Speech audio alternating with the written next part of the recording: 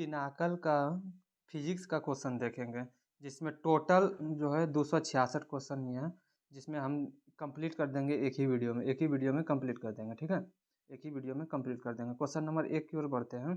तो इसमें question number 1 कह रहा है कि प्रकाश में क्या, इससे पहले आप लोगों को एक बात बता देते हैं कि हम एसएससी जीडी और रेलवे ग्रुप डी का एग्ज़ाम पास कर चुके हैं। ठीक है, आइए क्वेश्चन नंबर 1 की ओर बढ़ते हैं। तो क्वेश्चन नंबर 1 जो पढ़ेंगे, इसमें प्रकाश और प्रकाशिकी से रिलेटेड जितना भी क्वेश्चन अभी फिलहाल देखेंगे, इससे रिलेटेड देखेंगे। क्वेश्चन नंबर 1 का रहा है, प्रकाशिकी में किसी पदार्थ का अपवर्तनांक सूचकांक n बराबर c/v में दर्शाया जाता है, जहाँ c निम्न है। c क्या है, जहाँ पर c जो है, आप लोग याद रखिएगा, c जो है निर्वात में प्रकाश की गति है। c क्या है, निर्वात में प्रकाश की गति है, क्योंकि अपवर्तनांक बराबर होता है निर्वात में प्रकाश का वेग या तरंग दैर्घ्य बटे माध्यम में प्रकाश का वेग या तरंग दैर्घ्य। तो सी जो हो गया निर्वात में प्रकाश की गति हो गया। ठीक है, आइए क्वेश्चन नंबर अगला बढ़ते हैं। तो कुछ आप लोग याद रख सकते हैं अपवर्तनांक, जैसे कि हीरा हीरा का अपवर्तनांक होता है, जैसे कि निर्वात का जीरो होता है अपवर्तनांक, निर्वात में जीरो अपवर्तनांक होता है।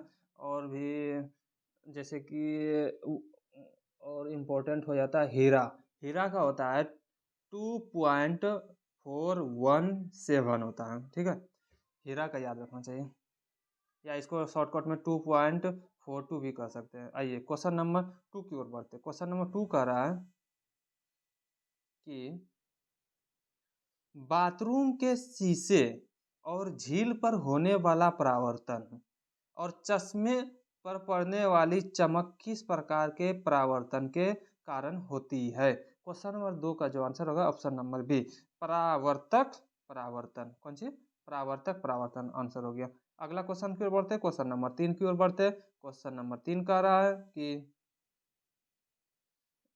निम्नलिखित में से कौन सा तत्व प्रकाश उत्सर्जक डायोड संरचना के निर्माण के लिए उपयुक्त नहीं है।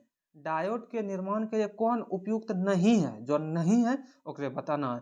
तो इसके लिए जो आंसर हो जाएगा ऑप्शन नंबर सी, यानी कि जर्मेनियम उपयुक्त नहीं है। कौन उपयुक्त नहीं है, जर्मेनियम उपयुक्त नहीं। बाकी बात गैलियम फॉस्फाइड उपयुक्त है, इंडियम गैलियम नाइट्राइड उपयुक्त है, गैलियम आर्सेनाइड उपयुक्त है। तो इसका जो आंसर होगा ऑप्शन नंबर सी सही आंसर होगा। ठीक है, अगला क्वेश्चन की ओर बढ़ते हैं। क्वेश्चन नंबर 4 की ओर बढ़ते हैं। क्वेश्चन नंबर 4 कह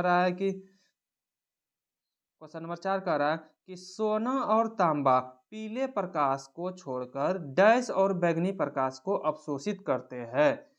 फिर से क्वेश्चन, सोना और तांबा पीले प्रकाश को छोड़कर डैश और बैंगनी प्रकाश को अवशोषित करते हैं। तो 4 नंबर का आंसर हो जाएगा ऑप्शन नंबर बी, नीला। तो यहाँ क्या भरा जाएगा, नीला। यहाँ क्या भरा जाएगा, नीला। अगला क्वेश्चन की ओर बढ़ते, क्वेश्चन नंबर 5 की ओर बढ़ते। क्वेश्चन नंबर 5 कह रहा है कि सूर्य के प्रकाश में कितने रंग होते हैं, बताइए। सूर्य के प्रकाश में कितने रंग होते हैं। तो इसका ऑप्शन नंबर सी, 7 रंग होते हैं। कितना रंग होता है भैया, 7 रंग होता है। अगला क्वेश्चन की ओर बढ़ते हैं। क्वेश्चन नंबर 6 की ओर बढ़ते हैं धीरे धीरे कदमों के साथ। क्वेश्चन नंबर 6 कह रहा है कि डैश का पूर्ण अपवर्तनांक 2.42 है। देखिए ये तो बताए थे ना कि 2.42 किसका होता है? तो इसका जो आंसर मारेगा 6 का आंसर ऑप्शन नंबर बी, हीरा मार दीजिएगा। क्या मार दीजिएगा, हीरा मार दीजिएगा। ठीक है, अगला क्वेश्चन की ओर बढ़ते हैं धीरे धीरे। क्वेश्चन नंबर 7 कह रहा है कि सूर्य के प्रकाश की लाल और हरी तरंग दैर्घ्य, सूर्य के प्रकाश की लाल और हरी तरंग दैर्घ्य के अलावा समुद्र में पानी के अणुओं द्वारा सूर्य के प्रकाश की अन्य तरंग दैर्घ्य को अवशोषित किया जाता है। तो 7 का जो आंसर हो जाएगा ऑप्शन नंबर डी, पीला। क्या हो जाएगा, पीला। क्या हो जाएगा, पीला। क्या हो जाएगा, पीला। क्या हो जाएगा, पीला आंसर हो जाएगा। अगला क्वेश्चन की ओर बढ़ते हैं। ऑप्शन नंबर, इसका तो ऑप्शन नंबर डी हो गया, पीला हो गया आंसर। क्या हो गया, पीला। अगला क्वेश्चन की ओर बढ़ते धीरे धीरे। नंबर 8 क्वेश्चन नंबर 8 कह रहा है कि निम्नलिखित में से कौन सा दर्पण वाहनों के हेडलाइट के रूप में प्रयोग किया जाता है, बताइए। वाहनों के हेडलाइट के रूप में क्या आता है, तो अवतल दर्पण। कौन दर्पण, अवतल दर्पण। वो जो गाड़ी का शीशा गाड़ी का हेडलाइट जो होता है, हेडलाइट में कौन रहता है, यहाँ पे अवतल दर्पण रहता है। कौन सा रहता है, अवतल दर्पण रहता है। कौन सा, अवतल दर्पण। अगला क्वेश्चन की ओर बढ़ते हैं। Question number 9। क्वेश्चन नंबर 9 कह रहा है कि निम्नलिखित में से किस प्रकार के दर्पण में प्रकाश का पार्श्व व्युत्क्रम होता है। पार्श्व व्युत्क्रम किस में होता है, तो इसमें 4 ऑप्शन मिलेंगे। ठीक है, इसमें 4 ऑप्शन मिलेंगे, जिसमें आंसर हो जाएगा समतल दर्पण में। क्या हो जाएगा, समतल दर्पण में। अगला क्वेश्चन की ओर बढ़ते हैं। क्वेश्चन नंबर 10 करा, जो लोग बाइफोकल लेंस पहनते हैं उसमें डैश होता है। बाइफोकल लेंस में क्या होता है, तो क्या होता है, जरा दृष्टि दोष होता है। क्या होता है, जरा दृष्टि दोष होता है। अगला क्वेश्चन की ओर बढ़ते हैं।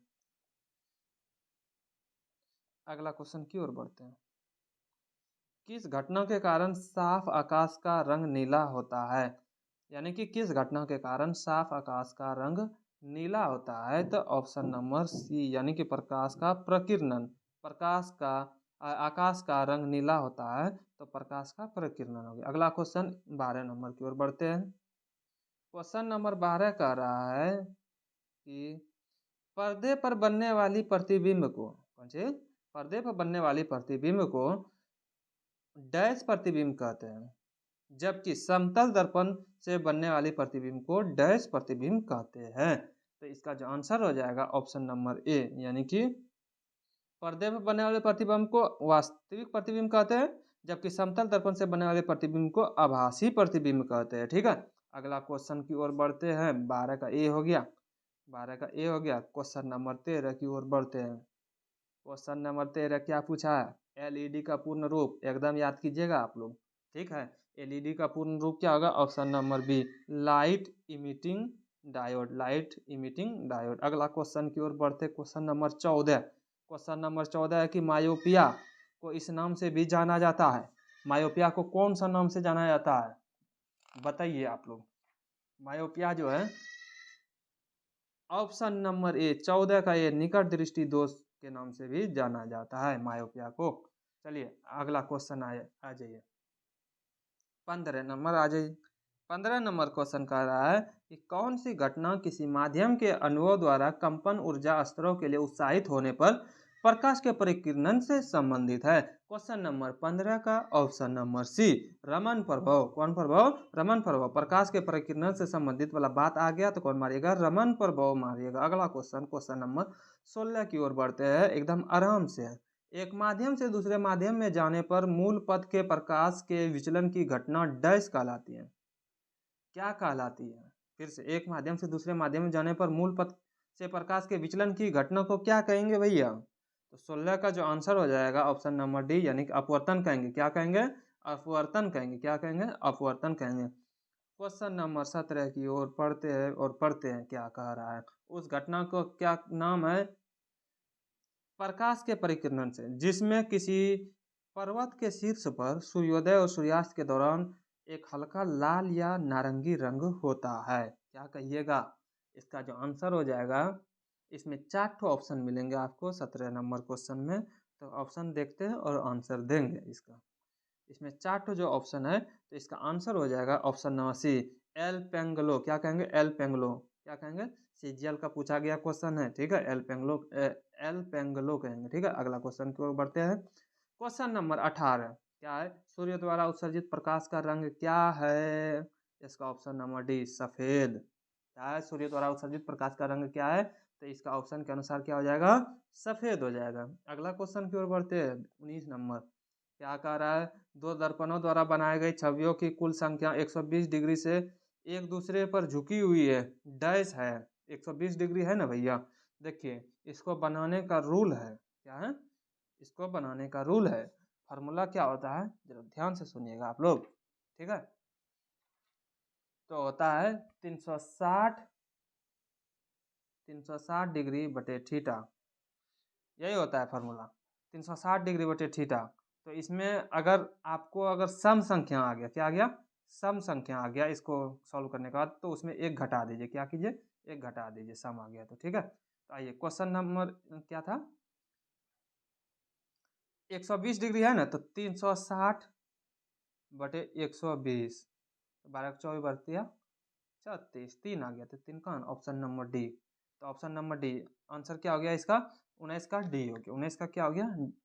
19 का क्या हो गया?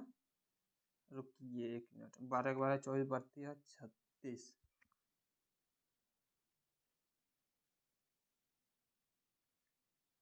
मिस्टेक हो गया, रुकिए। देखिए मेरे अनुसार जो होगा यानी कि जो थ्योरी कहता है क्वेश्चन कोई भी चीज़ इस क्वेश्चन का कि 360 डिग्री बटे थीटा होगा। अगर इस ये हमेशा विषम में होना चाहिए। क्या में होना चाहिए? विषम में होना चाहिए, विषम में होना चाहिए। तो 120 से जब भाग देंगे बिल्कुल सही, मेरे अनुसार यही है। लेकिन किताब के अनुसार ऑप्शन नंबर बी दिया गया है, लेकिन मेरे अनुसार जो होगा ऑप्शन नंबर डी होगा। मेरे अनुसार ऑप्शन डी, क्योंकि 12 24 32 36 हो जाएगा, 3 आ जाएगा, यही हो जाएगा आंसर। क्योंकि अगर सम संख्या होता तब उसमें एक घटाया जाता है। तो मेरे अनुसार यह बिल्कुल सही है और किताब के अनुसार देख लीजिएगा ऑप्शन बी दिया गया है। चलिए अगला क्वेश्चन आते हैं। क्वेश्चन नंबर 20 की ओर बढ़ते हैं। क्वेश्चन नंबर 20 कह रहा है कि निम्नलिखित में से इसका अपवर्तनांक क्राउन ग्लास के सबसे निकट है। निम्नलिखित में से इसका अपवर्तनांक क्राउन ग्लास के सबसे निकट है। तो 20 का जो आंसर है ऑप्शन नंबर ए, क्या लिखा हुआ है? Canada balsam. कनाडा बालसम, ठीक है। अगला क्वेश्चन 21 नंबर आ जाइए। 21 नंबर क्वेश्चन कह रहा है कि आंख का वह हिस्सा जो तंत्रिका संकेतों में किसी वस्तु की छवि के रूपांतरण के लिए जिम्मेदार होता है। क्या है? आंख का वह हिस्सा जो तंत्रिका संकेतों में किसी वस्तु की छवि के रूपांतरण के लिए जिम्मेदार होता है। तो इसका जो आंसर हो जाएगा ऑप्शन नंबर डी, रेटिना। अगला क्वेश्चन की ओर बढ़ते हैं। क्वेश्चन नंबर 22, जब किसी वस्तु को ध्रुव तथा फोकस के बीच रखा जाता है तब अवतल दर्पण के द्वारा बनाए गए प्रतिबिंब का आकार क्या होगा? तो इसका जो आंसर होगा ऑप्शन नंबर बी, आवर्धित होगा। क्या है क्वेश्चन? जब किसी वस्तु को ध्रुव तथा फोकस के बीच रखा जाता है तो अवतल दर्पण द्वारा बनाए गए प्रतिबिंब का आकार क्या होगा? तो इसका हो जाएगा आवर्धित। अगला क्वेश्चन की ओर बढ़ते हैं। 23 नंबर की ओर बढ़ते हैं। तारों का टिमटिमाना मुख्य रूप से किसके कारण होता है? तारों का टिमटिमाना मुख्य रूप से किसके कारण होता है? अपवर्तन के कारण। टिमटिमाता है तो अपवर्तन के कारण टिमटिमाता है। क्वेश्चन बहुत अच्छा क्वेश्चन है। अगला क्वेश्चन की ओर बढ़ते हैं। 24 नंबर की ओर बढ़ते हैं। पनडुब्बियों में समुद्र स्तर से ऊपर की चीजों को देखने के लिए किस उपकरण का प्रयोग किया जाता है? कौन सा उपकरण का उपयोग करेगा? तो इसका जो आंसर हो जाएगा 24 का ऑप्शन नंबर डी, पेरिस्कोप। किसका उपयोग करेगा? पेरिस्कोप का उपयोग करेगा। अगला क्वेश्चन की ओर बढ़ते हैं। 25 नंबर की ओर बढ़ते हैं। कह रहा है कि मरीजों के दांतों की बड़ी तस्वीर देखने के लिए दंत चिकित्सक किस प्रकार का दर्पण का प्रयोग करते हैं? तो बहुत ही अच्छा क्वेश्चन इसका ऑप्शन नंबर डी, अवतल दर्पण। डॉक्टर वह कौन चीज देखता है? अवतल दर्पण, दांत का डॉक्टर। अगला क्वेश्चन की ओर बढ़ते हैं। 26 नंबर। 26 नंबर थोड़ा सा फोटो गड़बड़ आ गया है, पढ़ देते हैं। समतल दर्पण के द्वारा निर्मित प्रतिबिंब हमेशा डैश होता है। तो इसका आंसर हो जाएगा ऑप्शन नंबर ए, आभासी तथा सीधा।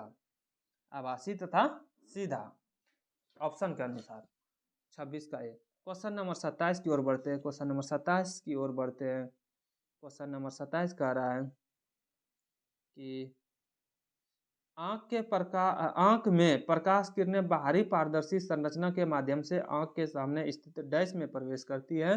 तो 27 का ऑप्शन नंबर सी, कॉर्निया में प्रवेश करती है। किसमें करती है? कॉर्निया में करती है। नंबर 28। 28 की बात कीजिएगा। आंखों में प्रवेश करने वाली प्रकाश की मात्रा को किसके द्वारा नियंत्रित और विनियमित किया जा सकता है? 28 का ऑप्शन नंबर सी, पुतली के द्वारा। किसके द्वारा? बहुत अच्छा क्वेश्चन है आपसे।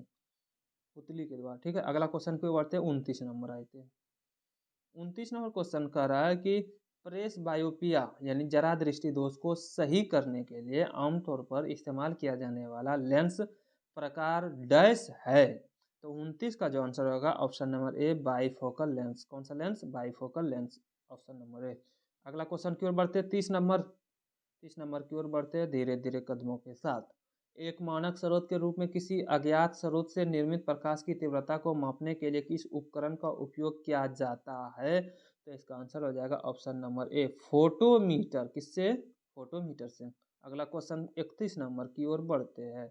31 नंबर का रहा है क्वेश्चन कि रजत को दीर्घ दृष्टि है, तो उसकी दृष्टि को सही करने के लिए नेत्र विशेषज्ञ उसे किस प्रकार के लेंस का सलाह देगा? तो 31 का जो आंसर हो जाएगा ऑप्शन नंबर डी, उत्तल उत्तल हो जाएगा। क्या हो जाएगा? उत्तल लेंस। उसको दूरदृष्टि दोष यानी कि दीर्घ दृष्टि दोष के लिए सुधार के लिए उसको कौन सा सही करने के लिए उसको कौन सा देगा? उत्तल लेंस देगा। अगला क्वेश्चन की ओर बढ़ते हैं, 32 नंबर की ओर बढ़ते हैं। 32 नंबर बहुत ही अच्छा क्वेश्चन और साफ साफ नजर आ रहा है कि आसमान नीला किसकी वजह से नजर आता है? बताइए। 32 का ऑप्शन नंबर सी, प्रकाश का परिकिरणन की वजह से। प्रकाश के परिकिरणन की वजह से। 33 नंबर की ओर बढ़ते हैं धीरे धीरे कदमों के साथ। कह रहा है कि टिंडल प्रभाव किस कारण से होता है? तो इसका आंसर ऑप्शन नंबर ए, प्रकाश के परिकिरणन के कारण होता है। प्रकाश के परिकिरणन के कारण टिंडल प्रभाव होता है। क्वेश्चन नंबर 34 की ओर पढ़ते हैं। और फल्मिनोलॉजी डैश का अध्ययन है। फल्मिनोलॉजी किसका अध्ययन है? तो ऑप्शन नंबर बी, क्या लिखा हुआ है? आकाशीय बिजली। क्या लिखा हुआ है? आकाशीय बिजली। क्या लिखा हुआ है? आकाशीय बिजली। क्या लिखा हुआ है? आकाशीय बिजली। आंसर क्या हो जाएगा? आकाशीय बिजली सही आंसर है। अगला क्वेश्चन की ओर बढ़ते हैं। क्वेश्चन नंबर 35 पढ़ने से पहले आप लोग बता दें कि ऊष्मा और ऊष्मा प्रवैगिकी, इससे रिलेटेड क्वेश्चन इसमें देखेंगे। आप लोग बता दें कि पढ़ाई जारी रखिए और बेहतर करने का प्रयास कीजिए। क्वेश्चन नंबर 35 पढ़ते हैं, आप लोग ध्यान से सुनिए। डैश को उस तापमान के रूप में परिभाषित किया गया है जिस पर संतृप्ति तक आगे पढ़ते हैं, संतृप्ति तक पहुंचने के लिए हवा को ठंडा करना होगा नियत दबाव और नियत जल वाष्प सामग्री पर। तो इसका जो आंसर हो जाएगा ऑप्शन नंबर ए, औशांक तापमान। उसको क्या बोलेंगे? औशांक तापमान। क्या बोलेंगे भैया? औशांक तापमान। अगला क्वेश्चन की ओर बढ़ते हैं। क्वेश्चन नंबर 36 की ओर बढ़ते हैं। मन लगा के पढ़िए और नौकरी लीजिए। एक क्लिनिकल थर्मामीटर तापमान को डैश से पढ़ता है लिखा हुआ। एक क्लिनिकल थर्मामीटर तापमान को डैश से पढ़ता है। तो क्वेश्चन नंबर 36 का जो आंसर होगा option number D, 35 degree Celsius से 42 डिग्री सेल्सियस तक पड़ता है। ठीक है। अगला क्वेश्चन की ओर बढ़ते, क्वेश्चन नंबर 37 की ओर। क्वेश्चन नंबर 37 कह रहा है कि फ़ारेनहाइट पैमाने पर भाप बिंदु क्या है? फ़ारेनहाइट पैमाने पर भाप बिंदु क्या है? तो 212 डिग्री फ़ारेनहाइट। क्या है? 212 डिग्री फ़ारेनहाइट है। क्वेश्चन नंबर 37 का option number C. Question number 38 की ओर बढ़ते हैं। क्वेश्चन नंबर 38 की ओर बढ़ते हैं और समझते हैं। डैश में ऊष्मा एक गर्म पदार्थ से ठंडे पदार्थ में ऊर्जा स्थानांतरण का एक प्रकार है। तो 38 का ऑप्शन नंबर सी, ऊष्मा गतिकी। क्या पढ़िएगा? ऊष्मा गतिकी इसको। ठीक है। अगला क्वेश्चन की ओर बढ़ते हैं। 39 नंबर क्वेश्चन कह रहा है कि डैश विस्तार के कारण एफिल टावर गर्मियों में अधिक लंबा हो जाता है। एफिल टावर लंबा हो जाता है। तो 39 का ऑप्शन नंबर ए, तापीय। क्या हो जाएगा? तापीय। अगला क्वेश्चन की ओर बढ़ते हैं। 40 नंबर की ओर बढ़ते हैं। कह रहा है कि भौतिकी में वह कौन सा नियम है जो भौतिकी में वह कौन सा नियम है जो एक सेकेंड, आधा क्वेश्चन इधर है, जो बताता है कि सभी गैसों के समान आयतन, समान तापमान और दबाव पर अणुओं की संख्या समान होती है। तो इसका आंसर जो हो जाएगा ऑप्शन नंबर ए, अवोगाद्रो का नियम। अवोगाद्रो का नियम। ठीक है। इसका नियम अवोगाद्रो का नियम। अवोगाद्रो का नियम ऑप्शन नंबर ए ठीक है। अगला क्वेश्चन की ओर बढ़ते हैं धीरे धीरे। क्वेश्चन नंबर 41 क्या है कि सूर्य पृथ्वी को डैश के माध्यम से गर्म करता है। तो ऑप्शन नंबर बी, विकिरण के माध्यम से। ये क्वेश्चन बहुत अच्छा क्वेश्चन है, ये क्वेश्चन याद रखिएगा, विकिरण के माध्यम से करता है। 42 नंबर आ जाए।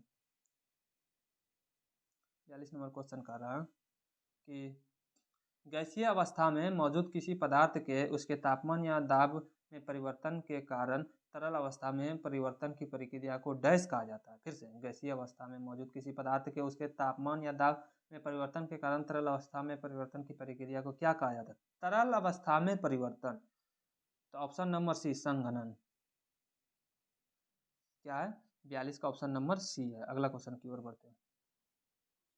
43 नंबर आते हैं और पढ़ते हैं, आप लोग ध्यान से सुनिएगा। निम्नलिखित में से उसे ऊष्मागतिकी का पहला नियम भी कहा जाता है। ऑप्शन नंबर बी, ऊर्जा संरक्षण का नियम। देखिए ये क्वेश्चन बहुत अच्छा क्वेश्चन है, याद कर लेना। ठीक है, ऊर्जा संरक्षण का नियम। आइए 43 का बी हो गया। आइए 44 नंबर की ओर बढ़ते हैं। 44 नंबर बहुत अच्छा क्वेश्चन, लेकिन लंबा क्वेश्चन है, कोई बात नहीं, घबराना नहीं। डैश ने गतिकी के पहले दो नियमों को संहिताबद्ध किया और कहा कि तापमान का तापमान का पूर्ण शून्य -273.15 डिग्री सेल्सियस है। उन्हें इसके लिए केल्विन तापमान स्केल के नामकरण से सम्मानित किया गया था। तो इसका आंसर हो जाएगा ऑप्शन नंबर बी। 44 का बी हो जाएगा विलियम थॉमसन। अगला क्वेश्चन की ओर बढ़ते हैं 45 नंबर की ओर धीरे धीरे कदमों के साथ। ठंडी सर्दियों में घरों को गर्म रखने के लिए धूप का उपयोग करने की नवीन अवधारणा डैश कहलाती है। तो इसका आंसर हो जाएगा ऑप्शन नंबर डी। तो 45 का आंसर हो जाएगा ऑप्शन नंबर डी, निष्क्रिय सौर ऊष्मा। अगला क्वेश्चन की ओर बढ़ते हैं 46 नंबर। 46 नंबर में क्वेश्चन जो देखेंगे तरल यांत्रिकी से रिलेटेड। किससे रिलेटेड? तरल यांत्रिकी से। आइए क्वेश्चन नंबर 46, चांदी के अपेक्षित घनत्व कितना होता है? याद कर लेना है चांदी का। Option number D 10.8, 10.8। अगला क्वेश्चन की ओर बढ़ते धीरे धीरे कदमों के साथ। 47 नंबर। आइए बहुत ही लंबा क्वेश्चन लग रहा है 47 नंबर। क्या है 47 नंबर जी? देखते हैं। यदि पानी से भरी कांच की बोतल को, यानी यदि पानी से भरी कांच की बोतल को ढक्कन से बंद करके फ्रीजर में रख दिया जाए तो क्या होगा? ऑप्शन नंबर बी सही है। क्या है? अंततः बर्फ के कारण कांच की बोतल फट जाएगी। क्या हो जाएगा भैया? अंततः कांच की बोतल फट जाएगा। ऑप्शन नंबर बी सही हो जाएगा 47 का बी। 48 नंबर की ओर बढ़ते हैं। एकदम बहुत अच्छा क्वेश्चन 48 नंबर, ध्यान से पढ़िएगा। क्या है 48 नंबर? लैक्टोमीटर दूध के नमूने की शुद्धता निर्धारित करने के लिए उपयोग किया जाता है और हाइड्रोमीटर तरल के घनत्व को निर्धारित करने के लिए उपयोग किया जाता है। डैश सिद्धांत पर आधारित है। कौन से सिद्धांत पर आधारित है? तो आंसर हो जाएगा ऑप्शन नंबर ए आर्कमिडीज। किसके सिद्धांत पे? आर्कमिडीज के सिद्धांत। अगला क्वेश्चन की ओर बढ़ते हैं 49 नंबर की ओर बढ़ते हैं धीरे धीरे कदमों के साथ। क्या है कि किसी तरल माध्यम, कौन से? किसी तरल माध्यम क्या है? किसी तरल माध्यम गैस या द्रव में आंशिक या पूर्णतः डूबी हुई वस्तु पर लगने वाला उत्प्लावन बल उस वस्तु द्वारा विस्थापित तरल के भार के बराबर होता है। यह सिद्धांत कौन सा है? तो ये सिद्धांत कौन सा है? तो ऑप्शन नंबर सी आर्किमिडीज। पानी उनी वाला बात कहेगा ना, तरल वाला बात आर्किमिडीज दिया है मैक्सिमम सिद्धांत। ठीक है, अगला क्वेश्चन की ओर बढ़ते हैं धीरे धीरे। 50 नंबर। क्या है? जब एक तरल पदार्थ पर दाब लगाया जाता है तो दबाव परिवर्तन बिना किसी नुकसान के द्रव के प्रत्येक भाग में संचारित होता है। निम्नलिखित में से कौन सा नियम इस घटना की व्याख्या करता है? तो ऑप्शन नंबर डी पास्कल का नियम। कौन सा नियम? दाब से रिलेटेड क्वेश्चन, पास्कल नियम हो गया। अगला क्वेश्चन की ओर बढ़ते हैं 51 नंबर की ओर बढ़ते हैं। 51 नंबर कौन सी है भैया? देखिए, तैराकों को पानी में तैरने में कौन सा बल मदद करता है? तो इसका जो आंसर है ऑप्शन नंबर सी उत्प्लावन बल। कौन बल? उत्प्लावन बल। कौन बल? उत्प्लावन बल। अगला क्वेश्चन की ओर बढ़ते हैं भैया 52 नंबर की ओर बढ़ते हैं। 52 नंबर क्या कह रहा है? समतल सतह पर गिराए जाने पर जल की बूंदें हमेशा गोल आकार क्यों धारण कर लेती हैं? तो इसका आंसर हो जाएगा अणुओं के द्वारा पृष्ठ तनाव के कारण। ऑप्शन नंबर डी हो जाएगा। क्या हो जाएगा? ऑप्शन अणुओं के कारण पृष्ठ तनाव के कारण। अगला क्वेश्चन की ओर बढ़ते हैं 53 नंबर। 52 के बाद 53 आएगा। 53 में जो क्वेश्चन मिलेंगे विद्युत धारा और उनके प्रभाव से रिलेटेड क्वेश्चन मिलेंगे। आइए क्वेश्चन नंबर 53 की ओर बढ़ते हैं। ठीक है,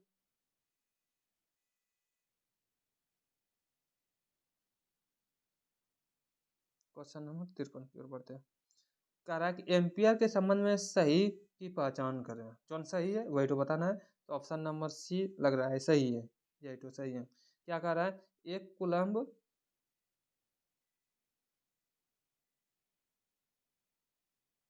क्या कह रहा है, एक कूलम्ब आवेश के प्रति सेकंड प्रवाह से 1 एम्पियर बनता है। यह तो सही है, ऑप्शन है, एक कूलम्ब आवेश प्रति सेकंड के प्रवाह से 1 एम्पियर बनता है। क्या बनता है, 1 एम्पियर बनता है, ठीक है। आई बराबर आई बराबर होता है आई बराबर होता है क्यू बटे टी, यानी आई बराबर क्या हो जाएगा, क्यू बटे टी यानी कि आवेश प्रवाह की दर को विद्युत धारा कहते हैं, ये भी होता है। चलिए अगला क्वेश्चन की ओर बढ़ते हैं, 54 नंबर की ओर बढ़ते हैं धीरे धीरे। 54 नंबर क्या कह रहा है, 54 नंबर कह रहा है कि इनमें से किस स्थिति में बल्ब में धारा प्रवाहित होना बंद हो जाएगी, किस स्थिति में। तो ऑप्शन नंबर बी, परिपथ टूट जाएगा। परिपथ टूट जाएगा तो कैसे बल्ब जलेगा या धारा प्रवाहित होगा।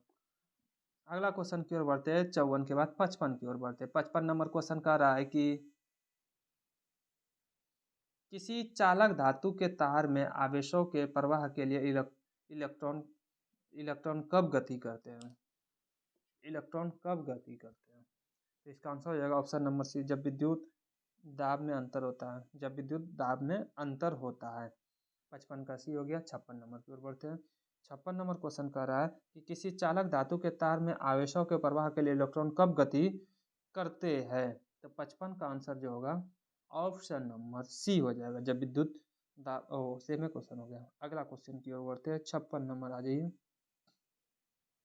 कह रहा है कि एक प्रतिरोधक में जब प्रतिरोध को दोगुना कर दिया जाए तो धारा का मान क्या हो जाएगा। एक प्रतिरोधक में जब प्रतिरोध को दोगुना कर दिया जाता है तो धारा क्या होगा।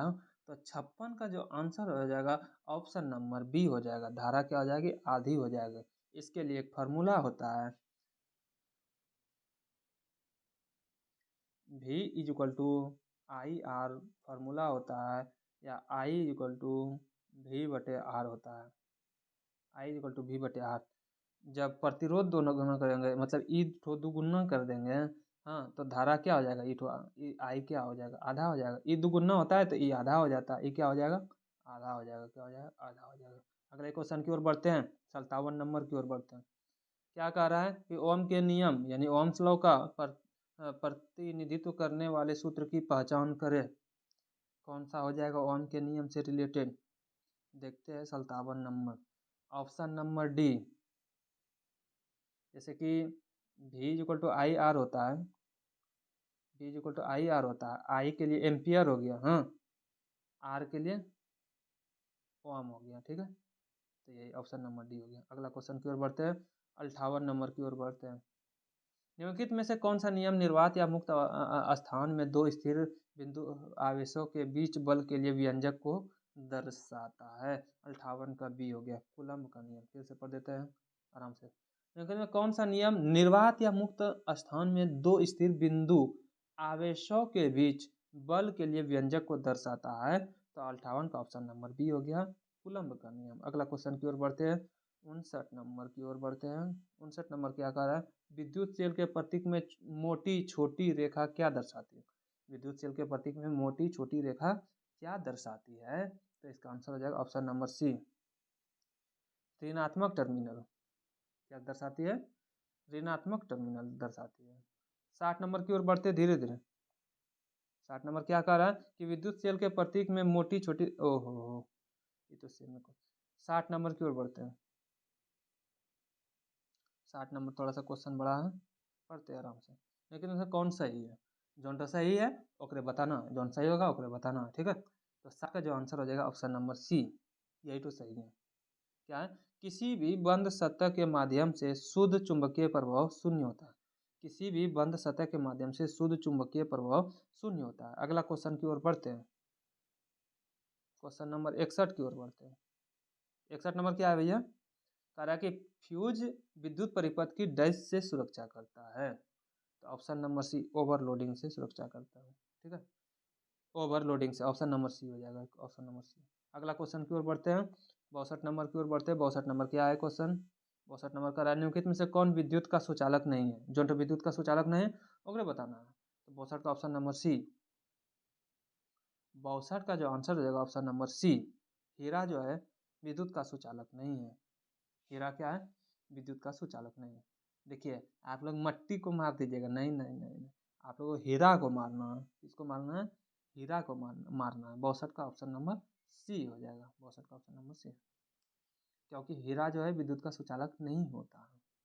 अगला क्वेश्चन की ओर बढ़ते हैं। 63 नंबर की ओर बढ़ते हैं धीरे धीरे कदमों के साथ। निम्नलिखित में से किसने पहली बार, आगे पढ़ते हैं, किसने पहली बार विद्युतीय क्षेत्र की अवधारणा दी? विद्युतीय क्षेत्र की अवधारणा दी। 63 का ऑप्शन है माइकल फैराडे। किसने विद्युतीय क्षेत्र की अवधारणा किसने दिया था? माइकल माइकल फैराडे ने दिया था। किसने दिया था? माइकल फैराडे ने दिया था। अगला क्वेश्चन की ओर बढ़ते हैं। विद्युत विद्युत द्विध्रुवन का कुल आवेश कितना होता है? विद्युत द्विध्रुव का कुल आवेश कितना होता है? तो 64 का जो आंसर हो जाएगा ऑप्शन नंबर सी, 0 होता है भैया। कितना होता है? विद्युत द्विध्रुवन का कुल आवेश कितना होता है? 0 होता है। Option number C. अगला क्वेश्चन की ओर बढ़ते हैं। 65 नंबर। 65 नंबर क्या कह रहा है? थोड़ा सा बड़ा क्वेश्चन है लेकिन घबराना नहीं है। धातुओं के माध्यम से विद्युत चालकता को इलेक्ट्रॉनिक चालकता कहा जाता है। यह डैश है। धातुओं के माध्यम से विद्युत चालकता को इलेक्ट्रॉनिक चालकता कहा जाता है और यह डैश है। तो ऑप्शन नंबर ए, 65 का ऑप्शन नंबर ए। तापमान में वृद्धि के साथ घटता है। तापमान में वृद्धि के साथ घटता है। ये सब आंसर नहीं मारिएगा, ऑप्शन ए मारिएगा। 66 नंबर आ जाइए। 66 नंबर क्या है भैया? निम्नलिखित में से कौन बिजली का सुचालक नहीं है? जो बिजली का सुचालक नहीं है उसी को बताना है। ऑप्शन नंबर डी, ग्रेफाइट बिजली का सुचालक नहीं है। चांदी है, तांबा है, ब्रोमीन है, ठीक है, इन है। चारों ऑप्शन के अनुसार कौन सा ऑप्शन होगा? Option number D. 66 के बाद 67 नंबर आ जाए। क्या है 67 नंबर? 67 नंबर कह रहा है कि विभिन्न विद्युतीय सुरक्षा उपकरणों में से कौन सा विद्युत धारा के ऊष्मा प्रभाव पर आधारित है? तो ऑप्शन नंबर ए, फ्यूज। अगला क्वेश्चन की ओर बढ़ते हैं। 68 की ओर। 68 नंबर का भौतिकी का भौतिकी का कौन सा नियम कहता है कि दो विद्युतिक विद्युत दो विद्युत आवेशों के बीच का बल अपने पूर्व मान से कम होकर 1/4 रह जाता है जब उसके बीच की दूरी को दुगुना कर दी जाती है? तो ऑप्शन नंबर 1, कूलम्ब का नियम। किसका नियम है भैया? कूलम्ब का नियम। अगला क्वेश्चन की ओर बढ़ते हैं। 68 के बाद 68 हो गया। 68 के बाद 69 की ओर। घरेलू विद्युत परिपथ में प्रयुक्त फ्यूज के लिए रोटिंग निम्न के आधार पर प्रदान की जाती है। तो ऑप्शन नंबर बी, करंट के आधार पर। किसके आधार पर? करंट के आधार पर। 69 का बी हो जाएगा। 69 का बी हो गया। अगला क्वेश्चन की 70 की ओर बढ़ते हैं भैया। निम्नलिखित में से कौन सा एक प्राथमिक बल नहीं है जो समुद्र की धाराओं को प्रभावित करता है? तो ये हो जाएगा ऑप्शन नंबर विद्युत पृथ्वी के चुंबकीय क्षेत्र। पृथ्वी के चुंबकीय क्षेत्र। फिर से क्वेश्चन पढ़ देते हैं, आराम से सुनिएगा। निम्नलिखित में से कौन सा एक प्राथमिक बल नहीं है जो समुद्र की धाराओं को प्रभावित करता है? पृथ्वी के चुंबकीय क्षेत्र आंसर हो जाएगा। अगला क्वेश्चन की ओर बढ़ते हैं। 71 नंबर की ओर बढ़ते हैं। 71 नंबर कौन सी क्वेश्चन? 71 नंबर क्वेश्चन कह रहा है कि निम्नलिखित में से कौन सा उपकरण सर्किट में करंट की उपस्थिति का पता लगा सकता है? तो ऑप्शन नंबर 1, गैल्वेनोमीटर। कौन होगा? गैल्वेनोमीटर। अगला क्वेश्चन की ओर बढ़ते हैं। 72 नंबर की ओर बढ़ते हैं। परिनालिका के भीतर चुंबकीय क्षेत्र ऑप्शन नंबर डी सही है। इसका एक समान रहता है। क्या होता है? एक समान रहता है। परिनालिका के भीतर चुंबकीय क्षेत्र क्या रहता है? एक समान रहता है। अगला क्वेश्चन नंबर 73 की ओर बढ़ते हैं धीरे धीरे कदमों के साथ। निम्नलिखित में से उच्चतम आवृत्ति की विद्युत चुंबकीय तरंग कौन सी है? ऑप्शन नंबर ए, गामा किरणें। याद कर लीजिएगा गामा किरण के बारे में। निम्नलिखित में से उच्चतम आवृत्ति की विद्युतीय चुंबकीय तरंग कौन है? तो गामा किरणें है। क्वेश्चन नंबर 74 की ओर धीरे धीरे बढ़ते हैं। 74 की ओर बढ़ते हैं। 73 नंबर तो 73 तो ये गिरा। 74 की ओर बढ़ते हैं। 74 क्वेश्चन का किसने विद्युत चुंबकत्व के विज्ञान की स्थापना एवं उसे नाम दिया? तो किसने दिया था? तो आंद्रे मैरी एम्पियर, इसी ने दिया था। ऑप्शन नंबर डी सही है इसका। अगला क्वेश्चन की ओर बढ़ते हैं। 75 नंबर की ओर बढ़ते हैं। क्या है, किसने विद्युत चुंबकत्व के विज्ञान की स्थापना एवं उसे नाम दिया? तो 74 का ऑप्शन नंबर डी, ये तो हो गया। 75 नंबर आ जाइए। 75 नंबर है कि ओम का नियम कहता है, इसका आंसर जो हो जाएगा ऑप्शन नंबर ए, विद्युत धारा बराबर वोल्टेज बटे प्रतिरोध, यानी I is equal to V बटे आर। आई इक्वल टू क्या होता है, वी बटे आर होता है। वही ऑप्शन नंबर ए में आप लोगों को देखने के लिए मिलेगा, विद्युत धारा बराबर वोल्टेज बटे प्रतिरोध, यानी कि विद्युत धारा बराबर क्या हो जाएगा, वोल्टेज बटे प्रतिरोध। अगला क्वेश्चन की ओर बढ़ते हैं। 75 नंबर तो हो गया, 76 नंबर की ओर बढ़ते हैं। 76 नंबर क्वेश्चन क्या है, 76 नंबर में जो क्वेश्चन देखेंगे बल और दबाव से रिलेटेड क्वेश्चन देखेंगे। क्वेश्चन नंबर 76 पढ़ते हैं। क्वेश्चन नंबर 76 क्या है कि न्यूटन का कौन सा नियम बल की मात्रात्मक परिभाषा प्रदान करता है? क्या है क्वेश्चन कि न्यूटन का कौन सा नियम बल की मात्रात्मक परिभाषा प्रदान करता है? तो इसका आंसर हो जाएगा ऑप्शन नंबर बी, गति का दूसरा नियम। गति का दूसरा नियम, F बराबर एम ए। F बराबर एम ए। F बराबर क्या होता है, एम ए। वही क्वेश्चन था कि न्यूटन का कौन सा नियम बल की मात्रात्मक परिभाषा प्रदान करता है? तो गति का दूसरा नियम, F बराबर एम ए। अगला क्वेश्चन 76 हो गया, तो 77 नंबर की ओर बढ़ते हैं। 77 नंबर क्वेश्चन कह रहा है कि बल की सीमा 10 पे पावर -16 मीटर के क्रम की है। तो 77 का आंसर हो जाएगा ऑप्शन नंबर डी, दुर्बल परमाणु। कौन सी, दुर्बल परमाणु हो जाएगा ऑप्शन नंबर डी। 78 नंबर आ जाइए। कह रहा है कि त्वरण डैश के परिवर्तन की दर के बराबर होता है। तो 78 का आंसर ऑप्शन नंबर डी हो जाएगा, वेग लिखा हुआ। क्या हो जाएगा, वेग हो जाएगा। 78 का आंसर हो जाएगा ऑप्शन नंबर डी, वेग। अगला क्वेश्चन की ओर बढ़ते हैं। 78 के बाद 79, यदि दो बल किसी वस्तु पर विपरीत दिशाओं से कार्य करते हैं तो उस पर लगने वाले कुल बल का परिमाण दोनों बलों के परिमाण का डैश होता है। तो 79 का आंसर ऑप्शन नंबर डी हो जाएगा, अंतर होता है। क्या होता है, अंतर होता है। 79 का ऑप्शन नंबर डी हो, ठीक है। अगला क्वेश्चन की ओर बढ़ते, 79 के बाद 80 नंबर की ओर बढ़ते। 80 नंबर क्या है क्वेश्चन कि घर्षण सतहों के चिकनाई पर निर्भर करता है। घर्षण बल हमेशा लागू बलों को डैश करता है। तो 80 का आंसर ऑप्शन नंबर सी, विरोध करता है। क्या करता है भैया, विरोध करता है। क्या करता है, घर्षण बल हमेशा लागू बलों की को विरोध करता है। अगला क्वेश्चन की ओर 81 नंबर की ओर बढ़ते हैं। 81 नंबर क्वेश्चन है कि सामान्य वायुमंडलीय दबाव और 45 डिग्री अक्षांश पर समुद्र तल पर बर्फ का गलनांक कितना होता है? तो 81 का जो आंसर हो जाएगा ऑप्शन नंबर बी हो जाएगा, 81, यानी कि 273.16 केल्विन होता है। कितना होता है, 273.16 केल्विन होता है। अगला क्वेश्चन की ओर बढ़ते हैं। 82 नंबर, 82 नंबर क्वेश्चन कह रहा है कि सामान्य वायुमंडलीय दबाव और 45 डिग्री अक्षांश पर समुद्र तल पर बर्फ का गलनांक कितना होता है? तो 81 का आंसर जो हो जाएगा ऑप्शन नंबर बी हो जाएगा, 81। और 82 नंबर आ जाइए। 82 नंबर है, प्रकाश की चमक दिखाई देने की तुलना में गड़गड़ाहट की आवाज़ बहुत बाद में सुनाई देती है, यह क्या दिखाता है? तो इसका आंसर ऑप्शन नंबर है, ध्वनि की गति प्रकाश की गति से बहुत कम है।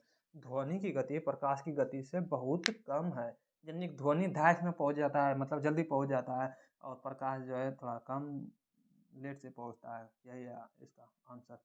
83 नंबर की ओर बढ़ते हैं। 83 नंबर क्या कर रहा है, दाब का मान प्राप्त करने के लिए आप द्रव में परनोद को किससे विभाजित करते हैं? तो 83 का जो आंसर है ऑप्शन नंबर बी, क्षेत्र। क्या, क्षेत्र हो जाएगा। 84 नंबर आ जाइए। 84 नंबर क्वेश्चन का, डैश एक बाहरी निकाय है जो किसी पिंड के विराम अवस्था एवं या एक समान गति को बदलने के लिए लगाई जाती है। तो 84 का ऑप्शन नंबर डी हो जाएगा, बल। क्या हो जाएगा, बल। 84 के बाद 85 की ओर बढ़ते हैं अपने धीरे धीरे प्रयास करते हुए। निम्नलिखित में से कौन संरक्षी बल की विशेषता है? संरक्षी बल की विशेषता है जो है उसी को बताना है। तो 85 का जो आंसर है ऑप्शन नंबर डी, इसके द्वारा किया गया कार्य पूरी तरह से पुनर्प्राप्ति योग्य है। यही तो आंसर होगा ऑप्शन नंबर डी, 85 का। 85 का डी। 86 नंबर की ओर बढ़ते हैं। 86 नंबर क्या कह रहा है, 86 नंबर कह रहा है कि किसी वस्तु के जड़त्व को उसके डैश द्वारा मापा जाता है। तो ऑप्शन नंबर सी, द्रव्यमान के द्वारा। किसके द्वारा? द्रव्यमान के द्वारा। 86 के बाद आ जाइए 87 नंबर की ओर बढ़ते हैं। निम्नलिखित में से किस मात्रा को मरोड़ संतुलन या उपयोग करके मापा जाता है? तो 87 का ऑप्शन नंबर डी हो जाएगा, बल। 87 के बाद 88 नंबर आ जाए। निम्नलिखित में से कौन एक अदिश राशि नहीं है? जौन अदिश राशि नहीं है ओकरे बताना 88 का। ठीक है, ऑप्शन नंबर सी, टॉर्क क्या है? अदिश राशि नहीं है। आगे क्वेश्चन बढ़ते हैं। 88 के बाद 89, 88 के बाद देखते हैं ये क्वेश्चन पढ़ते हैं। आर्द्रता के स्तर को मापने के लिए किस उत्कर्तन का उपयोग किया जाता है? तो 89 का ऑप्शन नंबर सी, हाइग्रोमीटर। किसको? Hygrometer, option number C. अगला क्वेश्चन की ओर बढ़ते हैं। 90 नंबर की ओर बढ़ते हैं। निम्नलिखित में से कौन समीकरण भौतिकी में दाब को दर्शाता है? किसको दर्शाता है? दाब को दर्शाता है। तो इसका आंसर हो जाएगा 90 का ऑप्शन नंबर बी। क्या होता है? दाब बराबर क्या होता है? बल बटे क्षेत्रफल। दाब बराबर क्या हो जाएगा भैया? दाब बराबर क्या हो जाएगा? बल बटे क्षेत्रफल हो जाएगा। क्या हो जाएगा? दाब बराबर बल बटे क्षेत्रफल, याद रख लीजिएगा। अगला क्वेश्चन 91 नंबर की ओर बढ़ते हैं। 91 नंबर क्या है? बैरोमीटर का इस्तेमाल निम्नलिखित में से किसे मापने के लिए किया जाता है? बैरोमीटर का इस्तेमाल, ऑप्शन नंबर बी, वायुमंडलीय दाब। बैरोमीटर का उपयोग वायुमंडलीय दाब को मापने के लिए किया जाता है। अगला क्वेश्चन की ओर बढ़ते हैं। डैश के अनुसार क्या है? डैश के अनुसार उस क्षेत्र के द्वारा विभाजित बल के बराबर है जिस पर यह कार्य करता है। तो 92 का जो आंसर होगा ऑप्शन नंबर ए, पास्कल का नियम। किसका नियम? पास्कल का नियम। अगला क्वेश्चन की ओर बढ़ते हैं। 93 नंबर। 93 नंबर क्या है कि जड़त्व किसके समानुपातिक है? जड़त्व किसके समानुपातिक है? जड़त्व जो है द्रव्यमान के समानुपातिक है। अगला क्वेश्चन की ओर बढ़ते हैं। 94 नंबर आ जाइए। 94, ध्वनि तरंगों के उत्पादन और प्रसार के अध्ययन को क्या कहते हैं? ध्वनि तरंगों के उत्पादन और प्रसार के अध्ययन को क्या कहते हैं? इसका आंसर हो जाएगा ऑप्शन नंबर डी, ध्वनिकी कहते हैं। क्या कहते हैं? ध्वनिकी कहते हैं। क्या कहते हैं भैया? ध्वनिकी कहते हैं। अगला क्वेश्चन की ओर बढ़ते हैं। 95 नंबर। 95 नंबर की ओर बढ़ते हैं। यदि कोई वस्तु 10 दोलन प्रति सेकंड करती है तो इसकी आवृत्ति कितने के बराबर होगी? यदि कोई वस्तु 10 दोलन प्रति सेकंड करती है तो इसकी आवृत्ति किलोहर्ट्ज किसके बराबर होता है? तो इसका आंसर हो जाएगा ऑप्शन नंबर बी। क्या आ जाएगा? 0.01 हो जाएगा। कितना हो जाएगा? 0.01। ठीक है।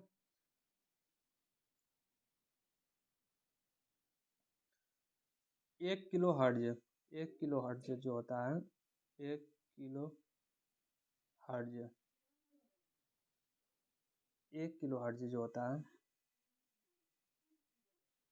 एक किलो हर्ट्ज जो होता है 1000 दोलन प्रति होता है। कितना होता है? 1000 दोलन प्रति होता है।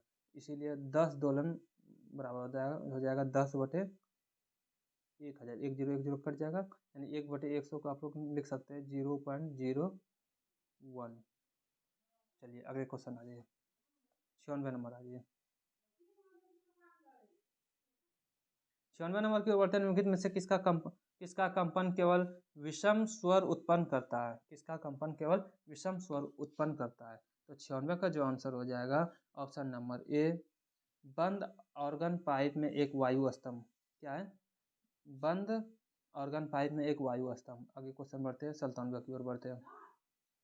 97 में कह रहा है कि 25 डिग्री सेल्सियस ब्रैकेट में दिया 77 डिग्री फ़ारेनहाइट पर आसुत जल में ध्वनि की अनुमानित चाल कितनी होती है? तो 97 का ऑप्शन नंबर है 1498 मीटर प्रति सेकंड होता है। कितना होता है? 1498। रेलवे में खूब पूछा गया था, ग्रुप डी के 2018 वाले में खूब पूछा गया था ये सब क्वेश्चन। आगे क्वेश्चन की ओर बढ़ते हैं। 97 के बाद 98 की ओर बढ़ते हैं। ध्वनि किस माध्यम में तेज यात्रा करती है? ऑप्शन देखेंगे, ऑप्शन के अनुसार आंसर देंगे। 98 का, तो 98 में 4 तो ऑप्शन है, तो ऑप्शन नंबर सी ठोस में हो जाएगा। किस में हो जाएगा? ठोस में हो जाएगा।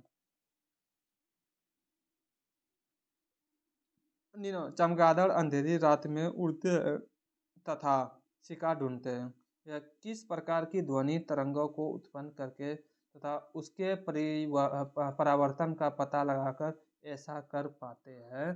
तो ऑप्शन नंबर डी हो जाएगा इसका। क्या हो जाएगा, ऑप्शन नंबर डी हो जाएगा, ऑप्शन नंबर डी अल्ट्रासोनिक तरंगों। इसका आंसर क्या हो जाएगा, अल्ट्रासोनिक तरंगे, क्या हो जाएगा, अल्ट्रासोनिक तरंगे। निन्यानवे के बाद 100 नंबर क्वेश्चन की ओर बढ़ते हैं। 100 ध्वनि की निम्नलिखित में से किस विशेषता को हर्ज में मापा जाता है, तो आंसर ऑप्शन नंबर, ध्वनि की आवृत्ति को किसमें मापेंगे, हर्ज में मापेंगे। ऑप्शन नंबर ए सही हो गया, ठीक है। 100 के बाद 101 नंबर बढ़ते हैं। कह रहा है कि हवा में ध्वनि का वेग कितना होता है, तो ऑप्शन 343 मीटर प्रति सेकंड होता है, 343 मीटर प्रति सेकंड होता है।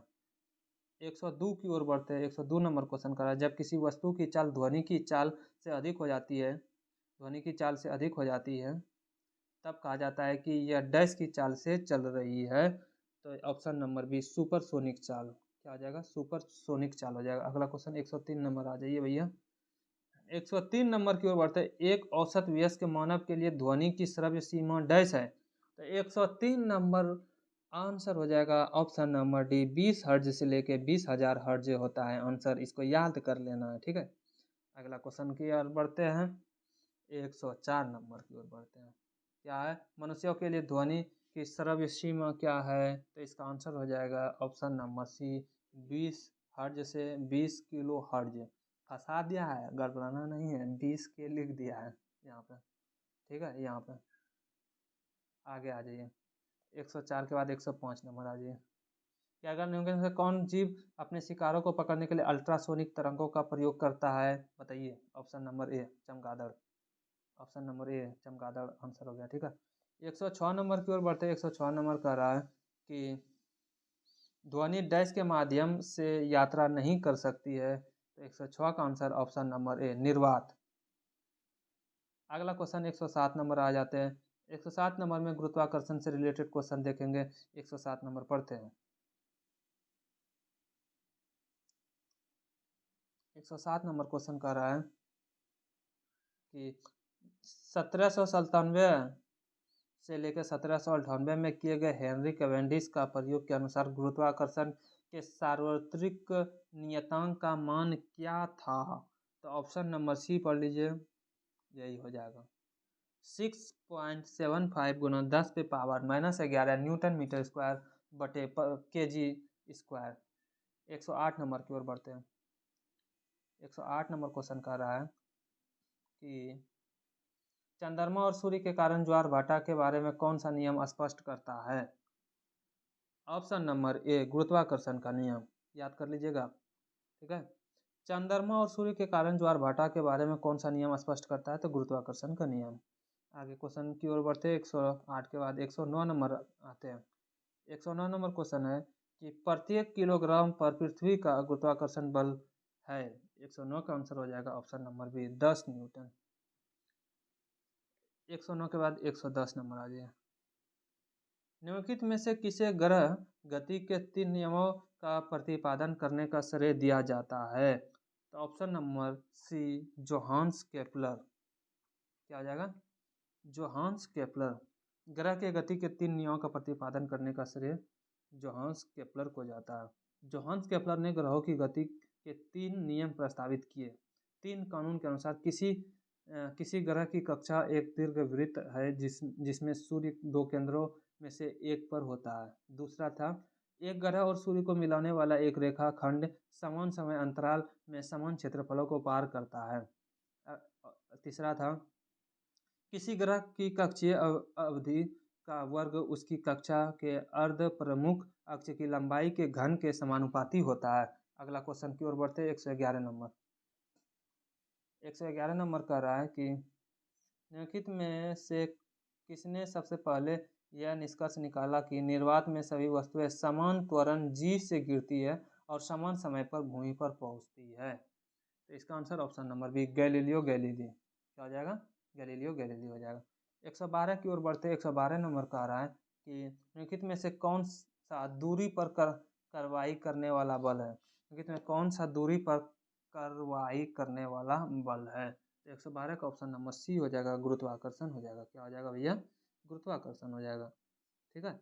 आगे की ओर बढ़ते हैं। 113 की ओर बढ़ते हैं। 113 नंबर क्वेश्चन कह रहा है कि जी का मान क्या है, जी का अर्थ गुरुत्वीय त्वरण होता है, यानी कि इन मीटर प्रति सेकंड स्क्वायर। तो 113 का जो आंसर हो जाएगा ऑप्शन नंबर बी, यानी कि 9.8 होता है, याद रखिएगा, कोई बड़ा क्वेश्चन है। 114 नंबर की ओर बढ़ते हैं धीरे धीरे। क्या लिखा है? पहली बार गुरुत्वाकर्षण तरंगों का पता लगाने के लिए किस उपकरण का उपयोग किया गया था? ऑप्शन नंबर बी, LIGO का प्रयोग पहली बार गुरुत्वाकर्षण तरंगों का पता लगाने के लिए किया गया था। अगला क्वेश्चन की ओर बढ़ते हैं। 115 नंबर की ओर बढ़ते हैं। 115 नंबर क्या कह रहा है कि एक बार जब उपग्रह को कक्षा में लॉन्च किया जाता है, इसकी गति को नियंत्रित करने के लिए करने वाला एकमात्र बल डैश बल होता है। ऑप्शन नंबर ए, यानी गुरुत्वाकर्षण बल होता है। यही तो सही हुआ, ऑप्शन नंबर ए हो गया। अगला क्वेश्चन की ओर बढ़ते हैं। 116 नंबर की ओर बढ़ते हैं। क्या है? निम्नलिखित में से क्या पृथ्वी के वातावरण को बनाए रखने में मदद करता है? पृथ्वी के वातावरण को बनाए रखने में क्या मदद करता है? इसका ऑप्शन नंबर ए हो जाएगा, पृथ्वी का गुरुत्वाकर्षण बल। यही तो आंसर सही हो जाएगा 116 का। चार्ट ऑप्शन था, ऑप्शन नंबर ए सही हो गया। 117 नंबर की ओर बढ़ते हैं।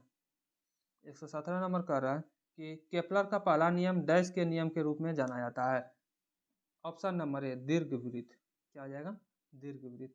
117 के बाद 118 की ओर बढ़ते हैं। 118 में जो क्वेश्चन देखेंगे कार्य ऊर्जा से रिलेटेड होगा। चलिए 118 नंबर क्वेश्चन पढ़ते हैं। क्या है 118 नंबर?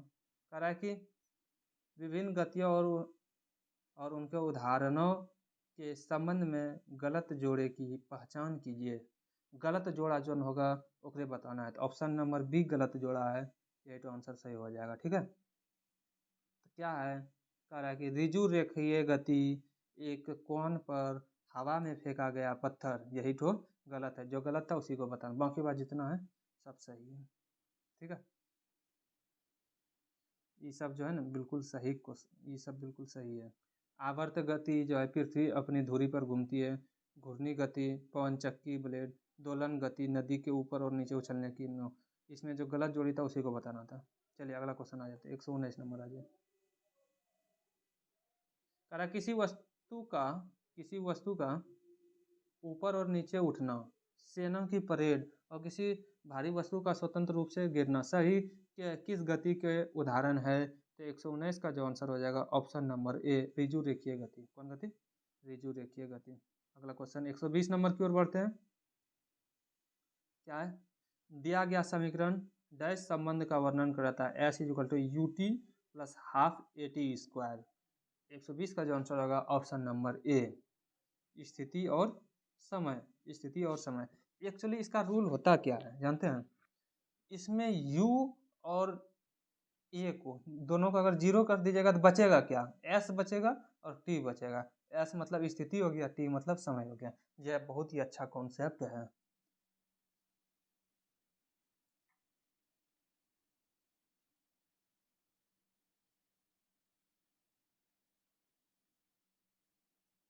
अगला क्वेश्चन की ओर बढ़ते हैं। 121 की ओर बढ़ते हैं।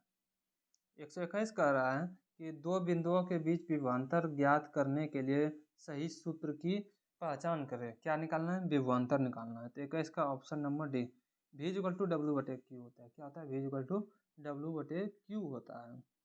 ठीक है, अगला क्वेश्चन की ओर बढ़ते हैं। 122 नंबर आ गया।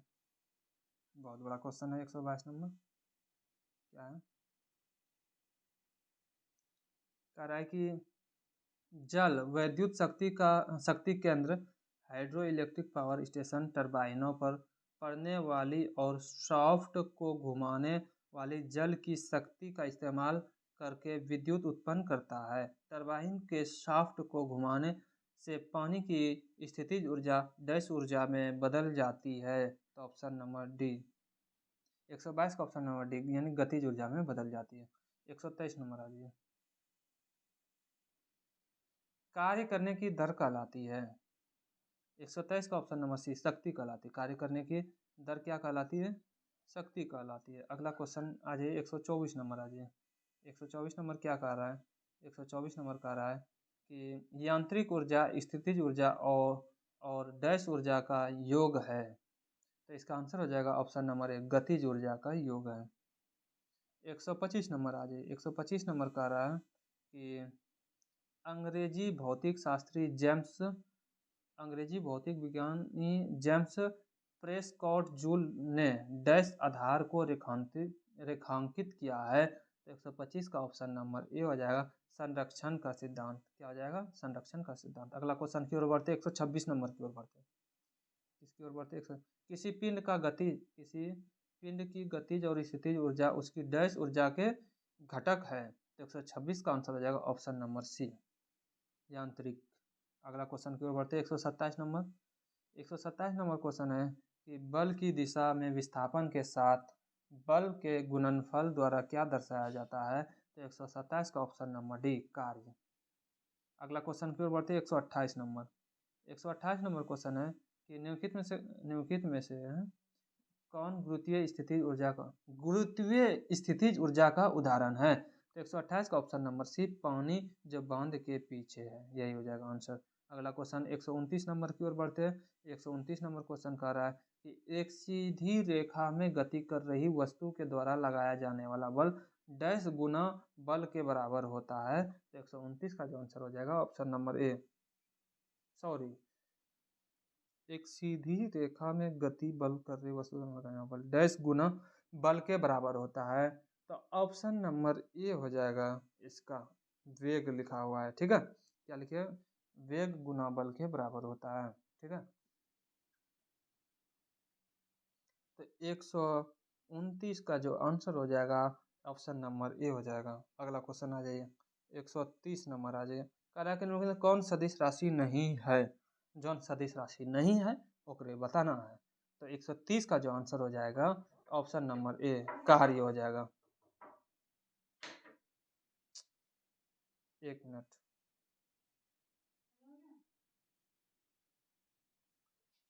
130 नंबर जो क्वेश्चन है कि कौन सदिश राशि नहीं है, जौन सदिश राशि नहीं है 130 में, वही तो बताना है। तो ऑप्शन नंबर ए, कार्य क्या है? सदिश राशि नहीं। ये क्वेश्चन खूब पूछा जाता है कार्य के बारे में। ये जो एक अदिश राशि है, तो क्वेश्चन क्या था? कौन सदिश राशि नहीं है, तो कार्य सदिश राशि नहीं है। 131 की ओर बढ़ते हैं। 131 नंबर क्वेश्चन है कि निम्नलिखित में से कौन सी ऊर्जा समुद्र में नहीं मिलती है। कौन सी ऊर्जा समुद्र में नहीं मिलता है? ऑप्शन बी, भूतापीय ऊर्जा, जो कि समुद्र में नहीं मिलती है। चलिए अगला क्वेश्चन की ओर बढ़ते हैं। 132 नंबर की ओर बढ़ते हैं। 132 है कि पृथ्वी की ऊष्मा से प्राप्त ऊर्जा को क्या कहा जाता है। पृथ्वी की ऊष्मा से प्राप्त ऊर्जा को क्या कहा जाता है? तो ऑप्शन नंबर ए, भूतापीय ऊर्जा कहा जाता है। क्या कहा जाता है? भूतापीय, ऑप्शन नंबर ए। अगला क्वेश्चन की ओर बढ़ते हैं 133 नंबर की ओर बढ़ते हैं। 133 में जो क्वेश्चन पढ़ेंगे तरंग से रिलेटेड, तरंगों से रिलेटेड क्वेश्चन पढ़ेंगे। तो क्वेश्चन नंबर 133 क्या है कि निम्नलिखित में से किस प्रकार का विकिरण लगभग 300 जी हर्ट्ज से 3 के हर्ट्ज की आवृत्ति वाले समतुल्य लगभग 1 mm से 100 किलोमीटर की तरंग दैर्घ्य वाले विद्युत चुंबकीय स्पेक्ट्रम के एक भाग को निर्दिष्ट करता है। इसका answer option number C, radio तरंग। कौन सा है?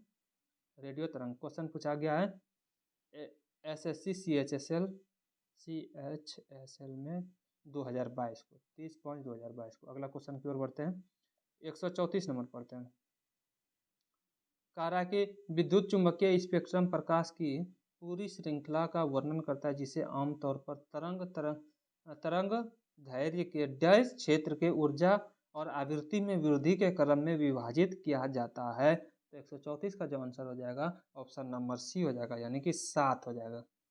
134 का ऑप्शन नंबर सी हो जाएगा। 135 नंबर आ जाते हैं। 135 नंबर की ओर बढ़ते हैं।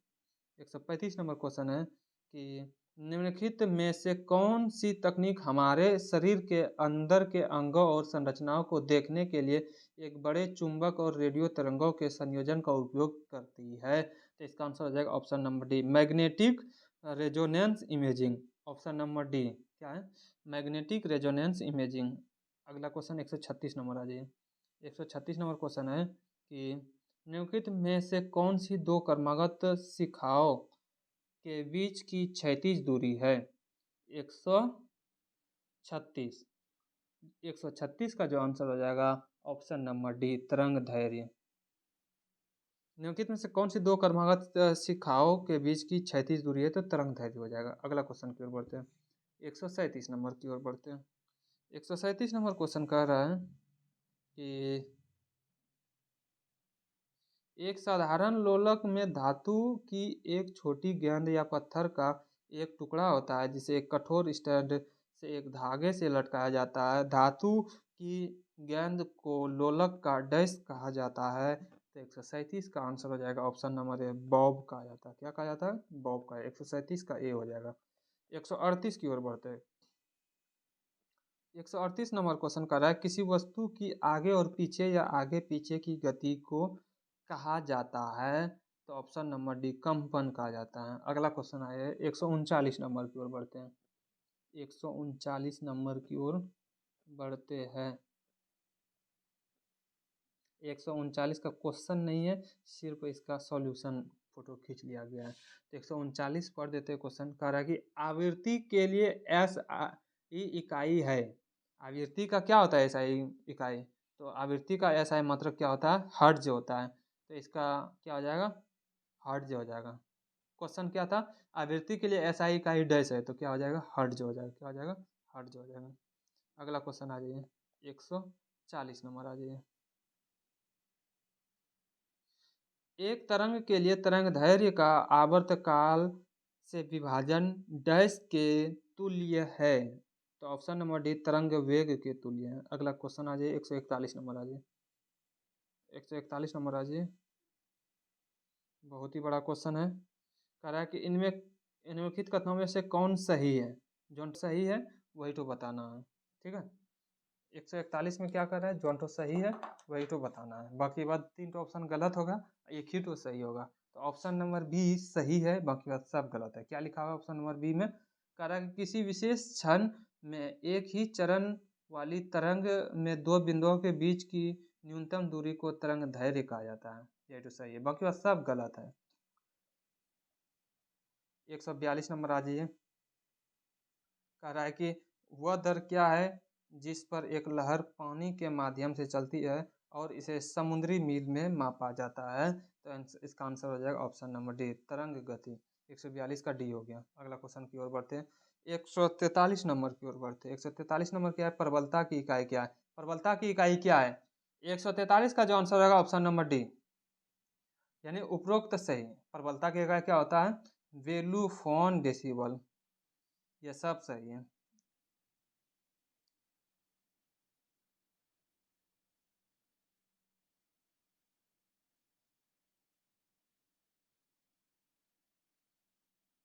चलिए अगले क्वेश्चन की ओर बढ़ते हैं। 144 नंबर।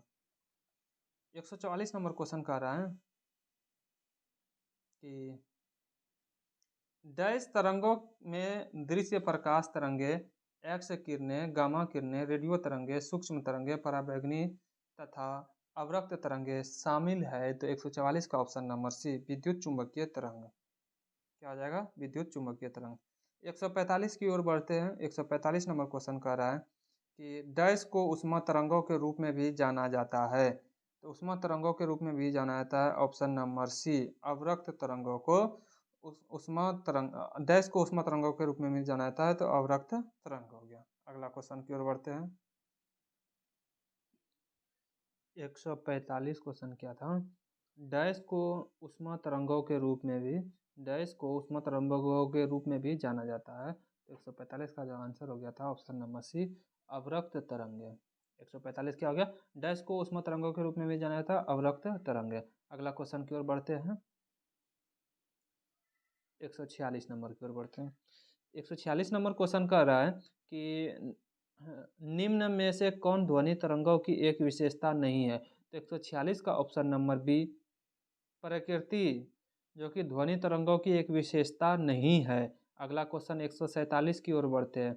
147 नंबर क्वेश्चन का रहा, रडार सिस्टम में उपयोग की जाने वाली तरंगे डैश तरंगे है। तो 147 का option number C, micro. Answer क्या हो जाएगा? माइक्रो हो जाएगा। क्या हो जाएगा? माइक्रो हो जाएगा। उसके बाद 148 की ओर बढ़ते हैं। 148 नंबर जो क्वेश्चन है, रेडियो धर्मिता से संबंधित क्वेश्चन देखेंगे इसमें। किससे संबंधित? रेडियो धर्मिता से संबंधित है। 148 नंबर क्वेश्चन है कि टोकामक नामक उपकरण निम्नलिखित में से किस प्रकार के ईंधन से संबंधित है? तो 148 का जो आंसर होगा ऑप्शन नंबर डी, परमाणु। किससे संबंधित है? परमाणु से संबंधित। अगला क्वेश्चन आ जाते हैं 149 नंबर। 149 नंबर क्वेश्चन थोड़ा बड़ा क्वेश्चन है, लंबा क्वेश्चन है, आराम से पढ़ना है। क्या कह रहा है कि परमाणु अभिक्रियाओं में इस्तेमाल की जाने वाली उच्च आवृत्ति की विकिरण का नाम बताइए जिसका उत्सर्जन रेडियोधर्मी के केंद्रक के द्वारा भी किया जाता है, जो चिकित्सा में कैंसर कोशिकाओं को नष्ट करने में प्रयोग किया जाता है। तो इसका जो आंसर हो जाएगा 149 का जो आंसर होगा ऑप्शन नंबर बी। कौन सा हो जाएगा? ऑप्शन नंबर बी, गामा किरणें। कौन सा किरण हो जाएगा? 149 का बी, गामा किरण हो जाएगा। 150 नंबर की ओर बढ़ते हैं। 150 नंबर क्वेश्चन है कि निम्नलिखित में कौन सा अल्फा कण को दर्शाता है? इसका ऑप्शन नंबर डी हो जाएगा। क्या आ जाएगा? ऑप्शन नंबर डी, अल्फा कण को यही दर्शाता है। 2,4-HE यही दर्शाता है अल्फा कण को। 150 का हो गया डी। 151 नंबर की ओर बढ़ते हैं। कह रहा है कि हाइड्रोजन बम किस अभिक्रिया पर आधारित होता है? तो ऑप्शन नंबर ए, परमाणु संलयन पर। हाइड्रोजन बम परमाणु संलयन, हाइड्रोजन बम परमाणु संलयन। अगला 152 नंबर की ओर बढ़ते हैं। कह रहा है कि परमाणु संलयन अभिक्रिया निम्न में से किस समीकरण पर आधारित होती है? तो 152 का जो आंसर है ऑप्शन नंबर ए, ई बराबर mc²। 152 का आंसर ऑप्शन नंबर है ई बराबर mc²। अगला क्वेश्चन की ओर बढ़ते हैं। 153 नंबर की ओर बढ़ते हैं। कह रहा है कि डैश को एक्स किरणों की खोज के लिए 1901 में भौतिकी का पहला नोबेल पुरस्कार मिला था। भौतिकी का पहला नोबेल पुरस्कार मिला था। तो इसका आंसर जो हो जाएगा, 4 तो ऑप्शन मिलेंगे आप लोगों को। तो 4 ऑप्शन में से option A Wilhelm Röntgen, Wilhelm Röntgen इसका सही आंसर है। फिर से क्वेश्चन, डैश को एक्स किरणों की खोज के लिए 1901 में भौतिकी का पहला नोबेल पुरस्कार मिला था। तो विल्हेम रॉन्टगन को मिला था। चलिए अगला क्वेश्चन आ जाते हैं। अब क्वेश्चन मिलेंगे खोज से रिलेटेड। अगला क्वेश्चन बढ़ते हैं 154 की ओर। 154 नंबर क्वेश्चन कह रहा है कि 1820 में खोजी गई कौन सी आधार इकाई प्रति सेकंड एक कूलम्ब विद्युत धारा को दर्शाती है? तो 154 का ऑप्शन नंबर डी, एम्पियर हो जाएगा। क्या हो जाएगा? एम्पियर हो जाएगा। 154 का ऑप्शन नंबर डी यानी एम्पियर हो जाएगा। 155 की ओर बढ़ते हैं। 155 नंबर क्वेश्चन है कि 1906 में गैसों द्वारा बिजली के संचालन पर उनके सैद्धांतिक और प्रायोगिक जांच के महान कार्य की पहचान के लिए नोबेल पुरस्कार मिला था। तो 155 का option number B, sir J Thomson को मिला था। 156 नंबर आ जाइए। 156 नंबर आ जाइए। 156 नंबर, 1820 में किसने खोज की कि विद्युत धारा नजदीकी चुंबकीय सुई को गतिमान करती है और इस प्रकार उन्हें विद्युत चुंबकत्व की खोज की? विद्युत इस प्रकार उन्होंने विद्युत चुंबकत्व की खोज की। तो 156 का आंसर हो जाएगा ऑप्शन नंबर सी, हंस क्रिश्चियन ऑस्ट्रेड। हंस क्रिश्चियन ऑस्ट्रेड, ऑप्शन नंबर सी इसका करेक्ट आंसर है। 156 हो गया। 157 नंबर आ जाइए। 157 नंबर क्वेश्चन कह रहा है कि 1800 में विद्युत का एक विश्वसनीय स्रोत प्रदान करने वाले पहले उपकरणों में से एक पावर बैटरी का आविष्कार करने के लिए कौन प्रसिद्ध, आगे पढ़ते हैं, कौन प्रसिद्ध थे? तो 157 का ऑप्शन नंबर ए सही है। एलेसेंड्रो वोल्टा। कौन? एलेसेंड्रो वोल्टा। अगला क्वेश्चन आ जाते हैं, बड़ा क्वेश्चन है। क्या है कि फिलोसोफी नेचुरल प्रिंसिपिया मैथमेटिका, जिसे यानी कि जिसे प्रिंसिपिया के नाम से भी जाना जाता है, 1687 में प्रकाशित हुई थी, किस वैज्ञानिक की महान कृति है? तो 158 का option number C, Isaac Newton. क्या हो जाएगा? Isaac Newton. किसका है? आइजैक न्यूटन का है। किसका है? आइजैक न्यूटन का है। चलिए 158 हो गया। उसके बाद 158 के बाद 159 नंबर क्वेश्चन की ओर बढ़ते हैं। इस क्वेश्चन में जब पढ़ेंगे हम तो क्या लिखा हुआ है कि निम्नलिखित में से कौन 17वीं शताब्दी में वैक्यूम पंप के आविष्कार के लिए प्रसिद्ध है? इन्होंने सबसे पहले अंतरिक्ष के पूर्ण निर्वात की अवधारणा दी थी। हवा के भार का मापन किया था और मौसम की भविष्यवाणी करने के लिए हवा के दाब का इस्तेमाल किया था। तो 159 का जो आंसर है option number B, Otto von Guericke. अगला क्वेश्चन 160 नंबर की ओर बढ़ते हैं।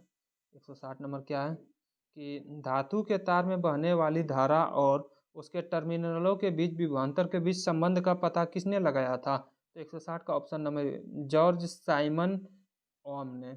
अगला क्वेश्चन 161 नंबर की ओर बढ़ते हैं।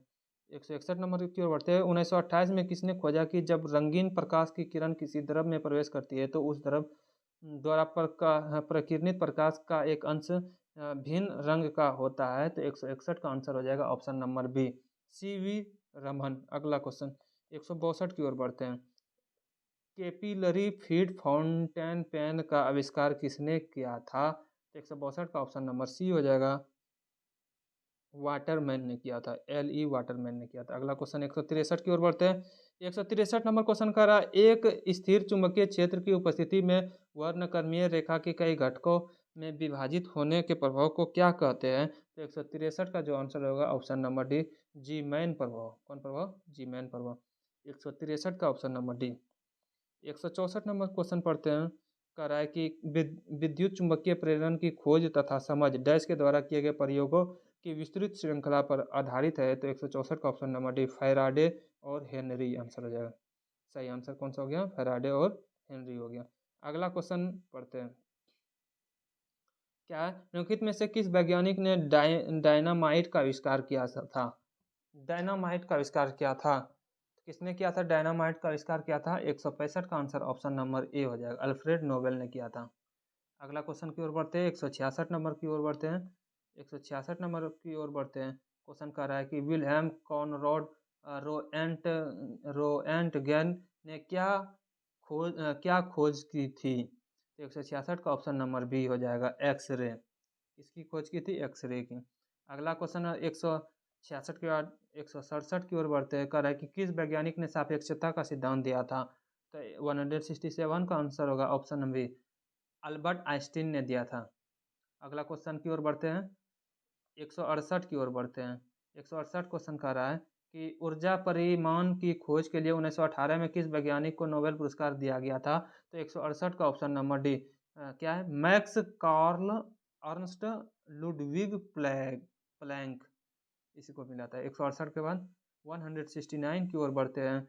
169 की ओर जब बढ़ते हैं तो पता चलता है वैज्ञानिकों के योगदान जिनके लिए उन्हें नोबेल पुरस्कार से सम्मानित किया गया के संदर्भ में उनके कौन सा युग्म गलत है? जो तो गलत है ओकरे बताना है। तो ऑप्शन नंबर डी, यही तो गलत है, जो गलत था उसी को बताना था। यानी कि क्वांटम मैकेनिक्स गैलीलियो गैलीली, यही तो गलत है, जो गलत है उसी को बताना। बाकी बात ये सब आपको सही मिलेंगे। प्रकाश प्रकीर्णन CV रमन हो गया। एक्सरे किरण का मैक्स वॉन ल्यू हो गया। जीवन प्रभाव हेनरिक लॉरेंज हो गया। अगला क्वेश्चन की ओर बढ़ते हैं। 170 की ओर बढ़ते हैं। 170 का अति चालकता की खोज डैश द्वारा की गए थे, जिन्हें 1911 में भौतिकी के लिए नोबेल पुरस्कार से भी सम्मानित किया गया था। तो 170 का answer option number C, Heike Kamerlingh Onnes, option number C सही है। 170 का सी हो गया। 171 की ओर बढ़ते हैं। अब 171 की ओर बढ़ते हैं। उस भौतिक वैज्ञानिकी का नाम बताएं जिसे न्यूट्रॉन की खोज का श्रेय दिया जाता है। 1932 में की गई इस खोज के कारण उन्हें नोबेल पुरस्कार दिया गया था। इसका आंसर हो जाएगा ऑप्शन नंबर बी, 171 का बी होएगा, जेम्स चैडविक। यानी कि न्यूट्रॉन की खोज किसने किया था? जेम्स चैडविक ने किया था। 1932 में इसको नोबेल पुरस्कार मिला था इसके लिए। 172 नंबर आ जाइए। 172 नंबर का अमेरिकी वैज्ञानिक एडविन हबल का नाम निम्न में से किस सिद्धांत से जुड़ा हुआ है? तो इसका आंसर है option number big bang theory सिद्धांत से, बिग बैंग सिद्धांत से जुड़ा हुआ है। अगला क्वेश्चन 173 नंबर आ जाइए। 173 नंबर क्वेश्चन है कि निम्नलिखित वैज्ञानिकों में से किसने कॉटन जीन का आविष्कार किया था? तो 173 का option number C, Eli Whitney, Eli Whitney. 174 की बात करते हैं। निम्नलिखित में से किस वैज्ञानिक ने केवलर का आविष्कार किया था? केवलर का आविष्कार कौन किया था? चार ऑप्शन दिया हुआ है, चार ऑप्शन में से जो सही है उकरे बताना है। तो option number B, Stephanie Louise Kwolek, यही हो जाएगा आंसर। अगला क्वेश्चन आ जाते हैं। 175 की ओर बढ़ते हैं। 1912 में परमाणु बैटरी का आविष्कार किसने किया था? 175 का आंसर हो जाएगा option number B, Henry Moseley ने किया था। परमाणु बैटरी का आविष्कार किसने किया था? हेनरी मोस्ले ने किया था। अगला क्वेश्चन आ जाते हैं 176 नंबर की ओर बढ़ते हैं धीरे धीरे। प्रकाश के वर्णक्रम की व्याख्या सबसे पहले डैश ने की थी? तो 176 का option number B, Isaac Newton ने किया था। अगला क्वेश्चन 177 की ओर बढ़ते हैं। 177 नंबर क्वेश्चन कह रहा है कि भारत के परमाणु कार्यक्रम का जनक किसे माना जाता है? तो 177 का option number C, Homi Jehangir Bhabha. परमाणु कार्यक्रम का जनक किसे माना जाता है? होमी जहांगीर भाभा। अगला क्वेश्चन की ओर 178 की ओर बढ़ते हैं। 178 की ओर, रेडियम की खोज किसने किया था? ऑप्शन नंबर सी, पियरे और मैरी क्यूरी ने रेडियम की खोज किया था। अगला क्वेश्चन आ जाते हैं 178 के बाद 179 नंबर क्वेश्चन की ओर बढ़ते हैं। राइट बंधुओं ने दुनिया की पहली सफल नियंत्रित संचालित उड़ान को कब पूर्ण किया था? तो ऑप्शन नंबर डी सही है, 1903 में। कब? 1903 में। अगला क्वेश्चन 180, इसमें जो है क्वेश्चन मिलेंगे इकाइयां और माप से रिलेटेड। ठीक है, तो 180 के क्वेश्चन पढ़ते हैं, थोड़ा बड़ा क्वेश्चन है, कोई दिक्कत नहीं है। क्या है कि निम्नलिखित में से कौन सा मौसम संबंधी निम्नलिखित में से कौन सा मौसम संबंधी उपकरण है जिसे एक कीप यानी फुनेल शेप्ड के आकार का संग्राहक होता है, एक मापने वाली ट्यूब से जुड़ा होता है और इसका उपयोग एक निश्चित समय में प्रति इकाई क्षेत्रफल में वर्षा के मापन के लिए किया जाता है? तो इसका आंसर हो जाएगा ऑप्शन नंबर सी, मानक वर्षा गेज। अगला क्वेश्चन की ओर बढ़ते हैं। 181 नंबर की ओर बढ़ते हैं। कह रहा है कि जिन बिंदुओं के बीच विभवांतर को मापा जाना होता है, वोल्टमीटर उन बिंदुओं से कैसे जुड़ा होता है? तो 181 का जो आंसर होगा ऑप्शन नंबर बी हो जाएगा, समांतर क्रम में। कौन क्रम में? समांतर क्रम में हो जाएगा। 182 नंबर आ जाए। 182 नंबर क्वेश्चन है कि निम्नलिखित में से कौन भौतिक राशि व्यंजक चाप बटे त्रिज्या के लिए होता है? व्यंजक चाप बटे त्रिज्या के लिए होता है। तो 182 का जो आंसर है, 182 का जो आंसर है ऑप्शन नंबर डी, तल कोण। क्या हो जाएगा? तल कोण हो जाएगा। 182 का ऑप्शन नंबर डी हो जाएगा। 183 नंबर आ जाइए। 183 नंबर का रहा है डैश एक तरल की सापेक्ष निर्मलता एक तरल की सापेक्ष निर्मलता का माप है, यानी रिलेटिव क्लैरिटी का माप है। इसका आंसर हो जाएगा 183 का ऑप्शन नंबर है अविलता हो जाएगा। अगला क्वेश्चन की ओर बढ़ते हैं। 184 नंबर की ओर बढ़ते हैं भैया। त्वरण के एसआई मात्रक में सेकंड का घातांक क्या होता है? 184 का आंसर हो जाएगा ऑप्शन नंबर सी, -2। 185 नंबर आ जाइए। निम्नलिखित में से किस उपकरण का उपयोग प्रत्यक्ष या प्रत्यावर्ती विद्युत धारा को मापने के लिए किया जाता है? 185 का ऑप्शन नंबर सी, ए मीटर हो जाएगा। कौन मीटर हो जाएगा? ए मीटर हो जाएगा। ऑप्शन नंबर सी, 185 का सी हो गया। 186 की ओर बढ़ते हैं। 186 नंबर क्या कह रहा है कि विकल्पों में उल्लिखित इकाइयों में से कौन सा अन्य की तुलना में सबसे बड़ा है? 186 का सी हो गया, टेरा हो जाएगा। 187 नंबर आ जाइए। कह रहा है कि 187 नंबर क्या कह रहा है, एक विद्युत परिपथ में दो बिंदुओं के बीच विद्युत संभावित अंतर को मापने के लिए उपयोग किया जाने वाला एक उपकरण है। तो आंसर क्या हो जाएगा? 187 का option number A, voltmeter. क्या हो जाएगा? Voltmeter. अगला क्वेश्चन आ जाए 188 की बात करते हैं। प्रकाश के तरंग दैर्घ्य मापने की इकाई क्या है? तरंग दैर्घ्य किससे मापते हैं? ऑप्शन नंबर डी, एंगस्ट्रॉम से नापते हैं। 189 की ओर, अत्यधिक उच्च तापमान मापने के लिए किस उपकरण का उपयोग किया जाता है? 189 का ऑप्शन नंबर डी, पायरोमीटर। अगला क्वेश्चन 190 की ओर बढ़ते हैं। कह रहा है कि निम्नलिखित में से कौन प्रति सेकंड कूलम्ब के तुल्य है? तो ऑप्शन नंबर डी हो जाएगा, एम्पियर। क्या आ जाएगा? एम्पियर। 190। 191 नंबर आ जाइए। 191 नंबर का निम्नलिखित में से किसमें रैखिक गति के समान आयाम है? 191 का ऑप्शन नंबर ए, आवेग हो जाएगा। आवेग हो जाएगा। अगला क्वेश्चन की ओर बढ़ते हैं। 192 नंबर 192 नंबर की ओर बढ़ते हैं। 192 नंबर क्वेश्चन है कि इलेक्ट्रॉन वोल्ट डैश की इकाई है? 192 का ऑप्शन नंबर बी हो जाएगा, ऊर्जा हो जाएगा। ऊर्जा हो जाएगा। 193 की ओर बढ़ते हैं। इलेक्ट्रॉन वोल्ट डैश की इकाई है? इलेक्ट्रॉन वोल्ट किसकी इकाई है? ऊर्जा की इकाई। Option number B, electron volt किसकी इकाई है? 193 का बी हो गया। अगला क्वेश्चन की ओर बढ़ते हैं। 194 की ओर बढ़ते हैं। स्टेट वर्ग यूनिट डैश की एक इकाई है। 194 का ऑप्शन नंबर डी समय की। अगला क्वेश्चन की ओर बढ़ते हैं। 195 की ओर बढ़ते हैं। 1 मीटर में कितने माइक्रोन होते हैं? 1 मीटर में कितने माइक्रोन? Option C.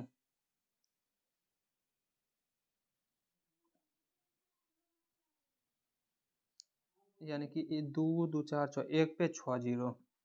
आगे आ जाइए। एक के बाद 6 जीरो है, ये तो ऑप्शन नंबर सी हो जाएगा।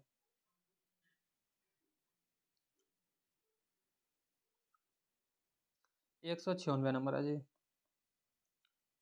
क्या है? वेबर प्रति सेकंड डैश के बराबर होता है। वेबर प्रति सेकंड किसके बराबर होता है? ऑप्शन नंबर है वोल्ट के बराबर होता है। 196 का ए। आगे आ जाइए। 197 नंबर आ जाइए।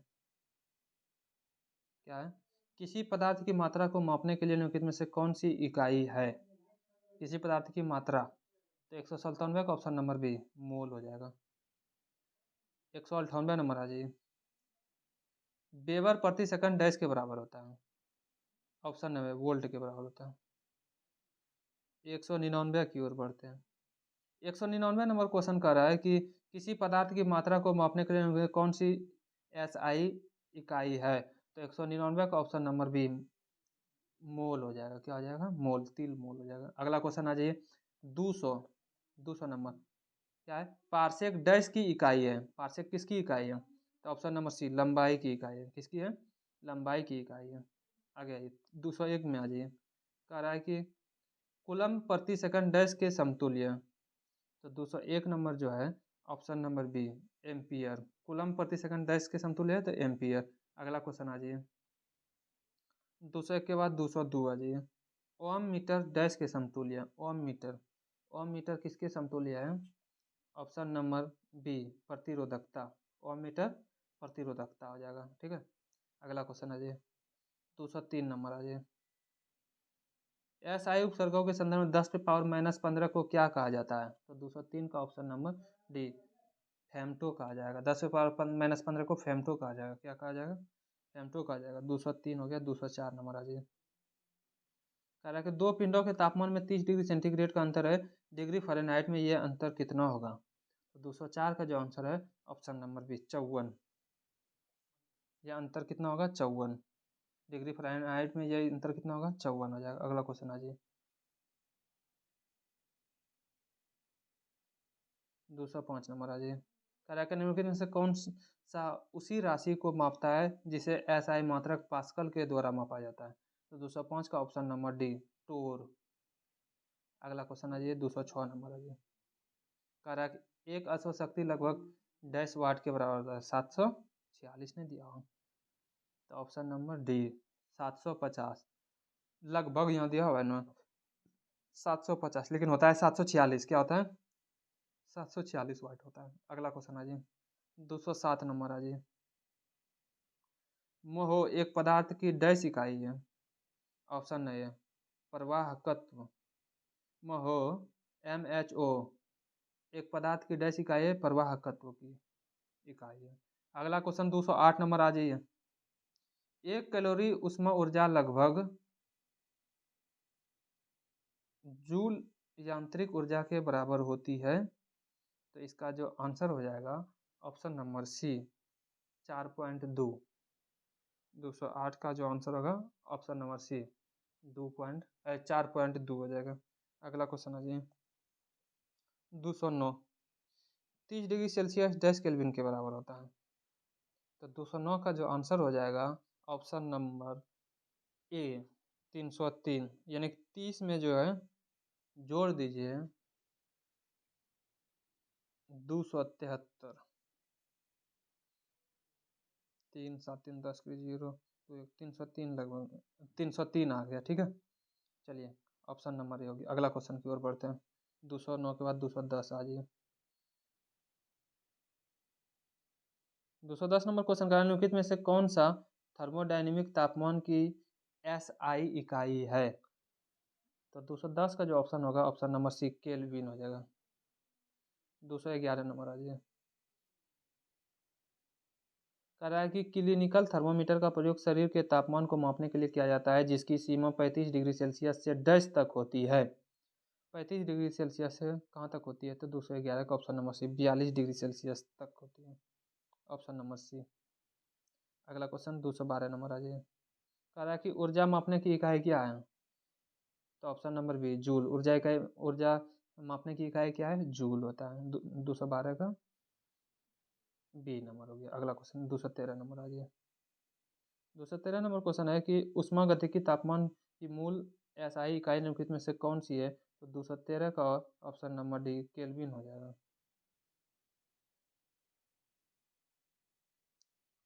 अगला क्वेश्चन आ जाइए।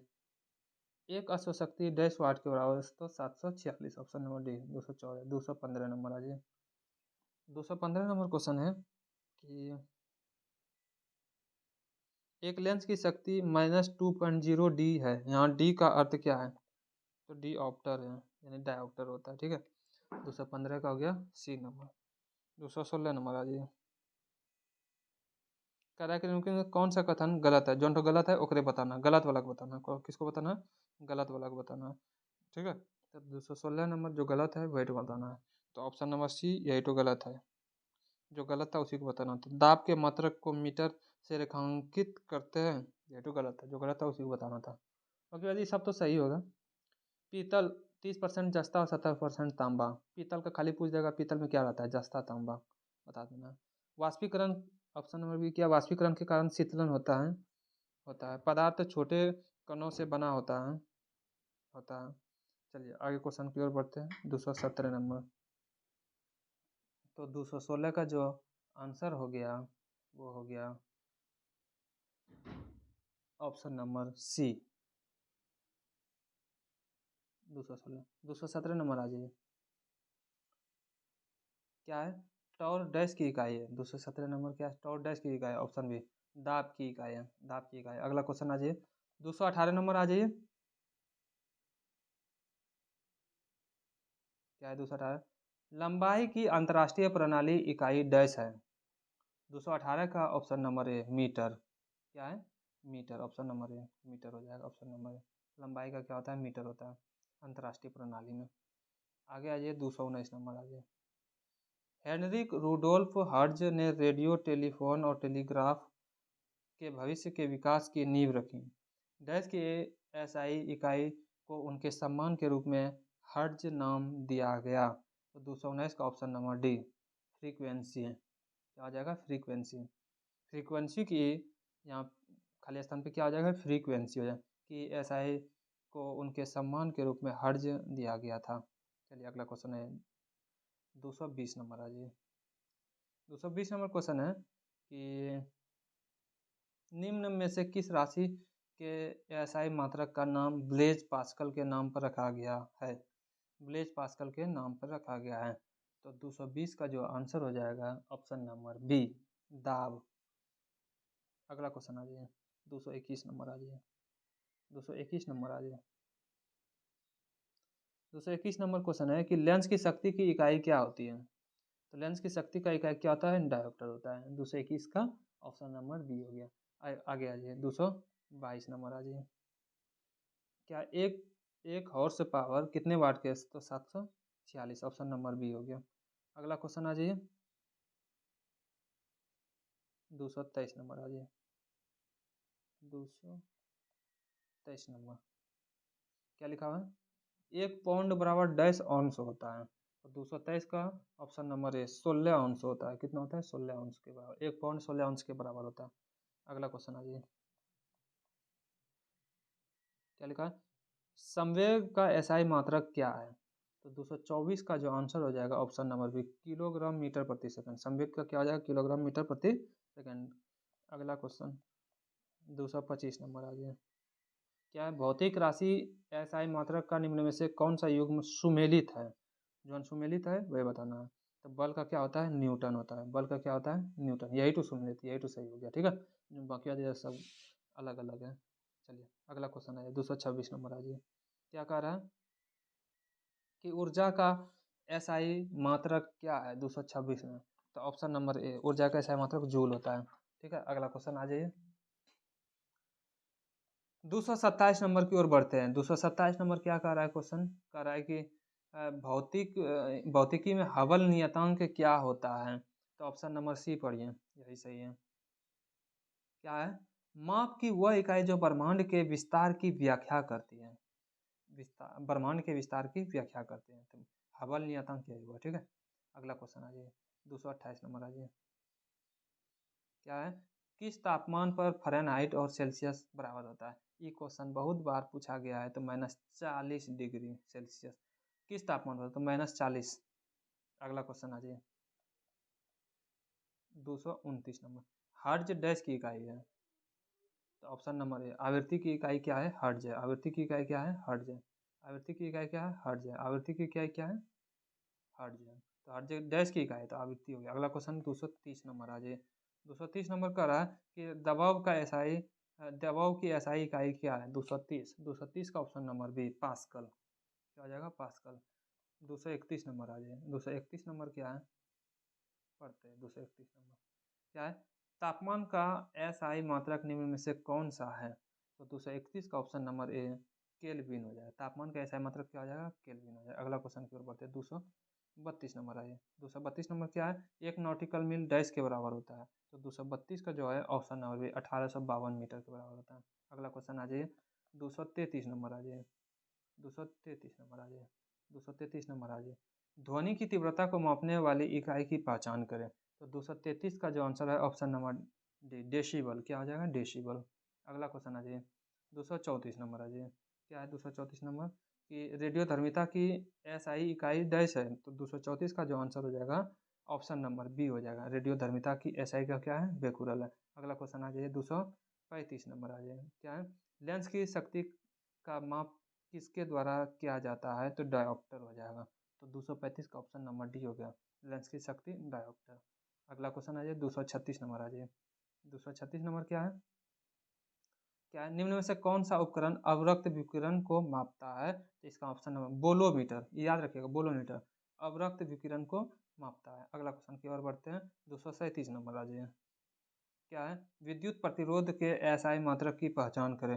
237 का ऑप्शन नंबर ए क्या हो जाएगा? ओम हो जाएगा। ओम हो जाएगा। अगला क्वेश्चन हो जाएगा 238। 238 की बात कीजिए, निम्न में से कौन चुंबकीय क्षेत्र मजबूती की इकाई है? निम्न में कौन चुंबकीय क्षेत्र मजबूती की इकाई है? तो 238 का हो जाएगा ऑप्शन नंबर सी, टेस्ला हो जाएगा। क्या हो जाएगा? टेस्ला। याद रखिएगा, चुंबकीय क्षेत्र मजबूती की इकाई है टेस्ला, टेस्ला, टेस्ला, टेस्ला। चुंबकीय क्षेत्र मजबूती की इकाई है टेस्ला हो जाएगा, टेस्ला। 239 नंबर आ जाए, इनमें से किसमें ओडोमीटर होता है? तो 239 का ऑप्शन नंबर बी, कार में क्या होता है? ओडोमीटर होता है। 240 की बात कीजिएगा, डायोप्टर को आपने किसके साथ जोड़ेंगे? डायोप्टर को किसके साथ जोड़ेंगे? तो 240 का option option number B, ophthalmology, ophthalmology के साथ जोड़ेंगे। अगला क्वेश्चन 241 नंबर आ जाइए। अब विविध से क्वेश्चन देखेंगे, ठीक है। क्या है 241 नंबर? क्या है? कह रहा है कि रिमोट कंट्रोल छोटे खिलौने और वायरलेस रसोई उपकरणों जैसे घरेलू गैजेट के लिए उपयोग की जाने वाली ए बैटरी का प्रारंभिक वोल्टेज क्या होता है? तो 241 का ऑप्शन नंबर बी, 1.5 वोल्ट हो गया। अगला क्वेश्चन की ओर बढ़ते हैं, 242 नंबर की ओर बढ़ते हैं। 242 नंबर क्या है? कि नोमोन, नोमोन, GNOM, नोमोन का एक डैश का एक हिस्सा है। नोमोन किसका एक हिस्सा है? तो 242 का जो आंसर हो जाएगा ऑप्शन नंबर ए, धूप घड़ी का है। अगला क्वेश्चन की ओर बढ़ते हैं, 243 नंबर आ जाइए। 243 नंबर चार्ट ऑप्शन है। कह रहा है कि निम्नलिखित में से किस कारक के कमी से वाष्पीकरण की दर में वृद्धि होती है? तो 243 का जो आंसर होगा ऑप्शन नंबर बी हो जाएगा, आर्द्रता हो जाएगा। अगला क्वेश्चन की ओर बढ़ते हैं, 244 की ओर बढ़ते हैं। किसकी ओर बढ़ते हैं? 244 की ओर बढ़ते हैं। निम्नलिखित में से कौन संरक्षी बल की विशेषता है? संरक्षी बल की जो विशेषता है उसी को बताना है। तो ऑप्शन नंबर डी सही है। इसके द्वारा किया गया कार्य पूरी तरह से पुनर्प्राप्ति योग्य है। अगला क्वेश्चन आ जाइए, 244 के बाद आ जाइए 245 नंबर आ जाइए। क्या कारण निम्नलिखित कथनों में कौन सही है? जो सही है वही तो बताना है। तो 245 का जो है ऑप्शन नंबर बी सही है। किसी विशेष क्षण में एक ही चरण वाली तरंग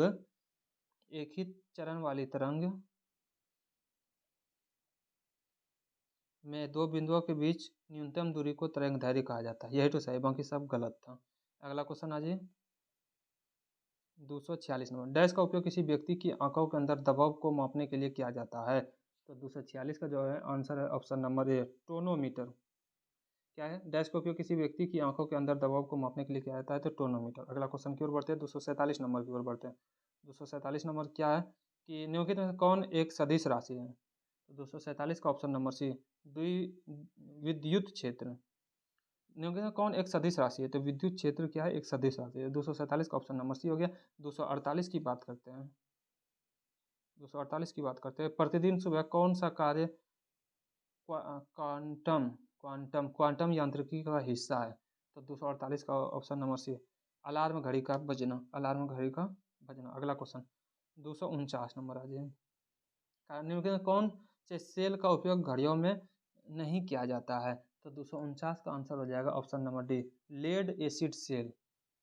लेड एसिड सेल का उपयोग जो है, निम्नलिखित में कौन से सेल का उपयोग घड़ियों में नहीं किया जाता? तो लेड एसिड सेल का उपयोग। तो 249 का ऑप्शन नंबर डी हो गया। 250 नंबर की ओर बढ़ते हैं। 250 नंबर जो पढ़ेंगे, एलईडी का पूर्ण रूप क्या है? एलईडी का पूर्ण रूप क्या होगा? Option A, light emitting diode. याद रखिएगा, लाइट इमिटिंग डायोड। अगला क्वेश्चन 251 की ओर बढ़ते हैं। मिलिकन के तेल के बूंदी प्रयोग में तेल की बूंदी को ऐसे बलों के अधीन रखा गया था जिनकी प्रकृति डैश की श्रेणी में नहीं आती है। तो 251 का ऑप्शन नंबर डी, स्थिर चुंबकीय। अगला क्वेश्चन की ओर बढ़ते हैं। 252 नंबर आ जाइए। 252 नंबर आ जाते हैं। निम्नलिखित में से कौन सा जीवाश्म ईंधन का परिणाम नहीं है? जीवाश्म ईंधन का परिणाम नहीं है। तो 252 का हो जाएगा ऑप्शन नंबर ए, जैव भार। क्या हो जाएगा? जैव भार हो जाएगा। अगला क्वेश्चन है 253 नंबर आ जाइए। 253 नंबर आ जाइए। कह रहा है कि ठोसों को उनके घटक के कणों की व्यवस्था में मौजूद क्रम की प्रकृति के आधार पर डैश के रूप में वर्गीकृत किया जा सकता है। तो 253 का जो आंसर हो जाएगा ऑप्शन नंबर डी, क्रिस्टलीय और अनाकार। ऑप्शन नंबर डी सही हो जाएगा। ठीक है, अगला क्वेश्चन की ओर बढ़ते हैं। 254 नंबर की ओर बढ़ते हैं। 254 नंबर की ओर बढ़ते हैं। 254 नंबर का रहा है क्वेश्चन कि विद्युत तथा चुंबकीय क्षेत्रों तथा उनके स्रोत, आवेश और धारा घनत्व सहित समीकरणों के एक निकाय को डैश समीकरणों के रूप में जाना जाता है। तो 254 का ऑप्शन नंबर सी हो जाएगा, मैक्सवेल। क्या हो जाएगा? मैक्सवेल हो जाएगा। तो 254 का ऑप्शन नंबर सी हो जाएगा। 255 नंबर आ जाइए। 255 नंबर क्वेश्चन है कि निम्नलिखित में से किस वैज्ञानिक को सैद्धांतिक भौतिकी में उनकी सेवाओं के लिए और विशेष रूप से फोटो इलेक्ट्रिक प्रभाव के नियम की उनकी खोज के लिए नोबेल पुरस्कार दिया गया था? तो 255 का ऑप्शन नंबर ए, अल्बर्ट आइंस्टीन हो जाएगा। अगला क्वेश्चन की ओर बढ़ते हैं।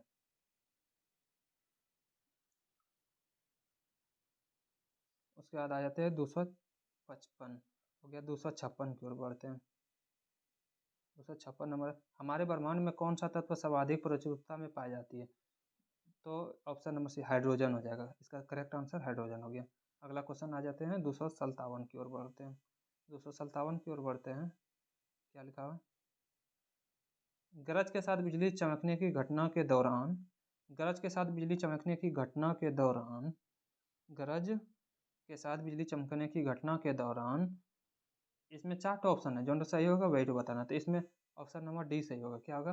प्रकाश गरज सुनाई देने से पहले दिखाई देता है। प्रकाश प्रकाश गरज सुनाई देने से पहले दिखाई देता है। प्रकाश गरज सुनाई देने से पहले दिखाई देता है। अगला क्वेश्चन 258 नंबर आ जाए। शब्द ऑस्केरियन विकिरण का संबंध विज्ञान के किस प्रकार के क्षेत्र से है? तो 258 का आंसर हो जाएगा ऑप्शन नंबर ए, भौतिकी हो जाएगा। अगला क्वेश्चन 58 का 258 259, फौकॉल्ट के पेंडुलम के दोलन के विमान के घूर्णन के लिए निम्नलिखित में कौन जिम्मेदार है? 259 का आंसर है ऑप्शन नंबर डी, क्या है? कोरिओलिस बल। कोरिओलिस बल हो जाएगा। 260 नंबर आ जाइए। कह रहा है कि जुड़वां विरोधाभास के साथ जुड़ा हुआ है। तो 260 का ऑप्शन नंबर ए, सापेक्षता का सिद्धांत हो जाएगा। अगला क्वेश्चन की ओर बढ़ते हैं। 261 नंबर आ जाइए। कह रहा है कि आप अपने और दो समय के निर्देशों के बीच शामिल वेग समय ग्राफ की वक्र के तहत क्षेत्र को क्या कहेंगे? तो 261 का जो आंसर हो जाएगा ऑप्शन नंबर बी, विस्थापन कहेंगे। क्या कहेंगे? विस्थापन कहेंगे। अगला क्वेश्चन आ जाइए, 262 नंबर आ जाइए। 262 नंबर क्वेश्चन है, निम्न में कौन सा गुण एक समान परिपत्र गति के लिए सही नहीं है? एक समान परिपत्र गति के लिए सही नहीं है, तो वही तो बताना है। 262 का आंसर हो जाएगा ऑप्शन नंबर ए, दूरी हमेशा विस्थापन के बराबर होता है। यही तो गलत है, और जो गलत था उसी को बताना था, बाकी सभी सब सही है। वेग हमेशा विद्युत की त्रिज्या के पर लंबवत होती है, शरीर की गति स्थिर रहती है, शरीर का वेग लगातार बदल रहा है।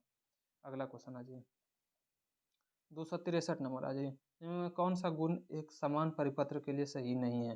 तो 263 का जो आंसर है ऑप्शन नंबर ए हो जाएगा। ठीक है, 264 नंबर आ जाइए, सीधी सड़क पर चल रही एक कार डैश की गति का उदाहरण है। तो 264 का ऑप्शन नंबर सी हो जाएगा, सरल रैखिक हो जाएगा। सीधी सड़क पर चल रही कार डैश गति का एक उदाहरण सरल रैखिक हो जाएगा। अगला क्वेश्चन आ जाइए, 265 नंबर आ जाइए, 265 नंबर क्वेश्चन का, वह प्रक्रिया जिसके द्वारा हवा में जलवाष्प को तरल पानी में बदल दिया जाता है। वह प्रक्रिया जिसके द्वारा हवा में जलवाष्प को तरल पानी में बदल दिया जाता है। तो 265 का आंसर ऑप्शन नंबर डी, संघनन हो जाएगा। अगला क्वेश्चन की बढ़ते हैं, 266 नंबर आ जाइए। 266 नंबर क्या है कि भौतिकी और खगोल विज्ञान में घटना का नाम क्या है जिसमें एक चुंबकीय क्षेत्र में प्रकाश स्रोत को रखा जाने पर वर्णक्रमीय रेखा के दो या दो से अधिक घटकों को थोड़ा अलग आवृत्ति में विभाजित करना शामिल है? तो 266 का ऑप्शन नंबर सी, जिम्मन प्रभाव। तो 266 ही टोटल क्वेश्चन था, और टोटल क्वेश्चन कंप्लीट हो गया, फिजिक्स कंप्लीट हो गया बिना कल का। ठीक।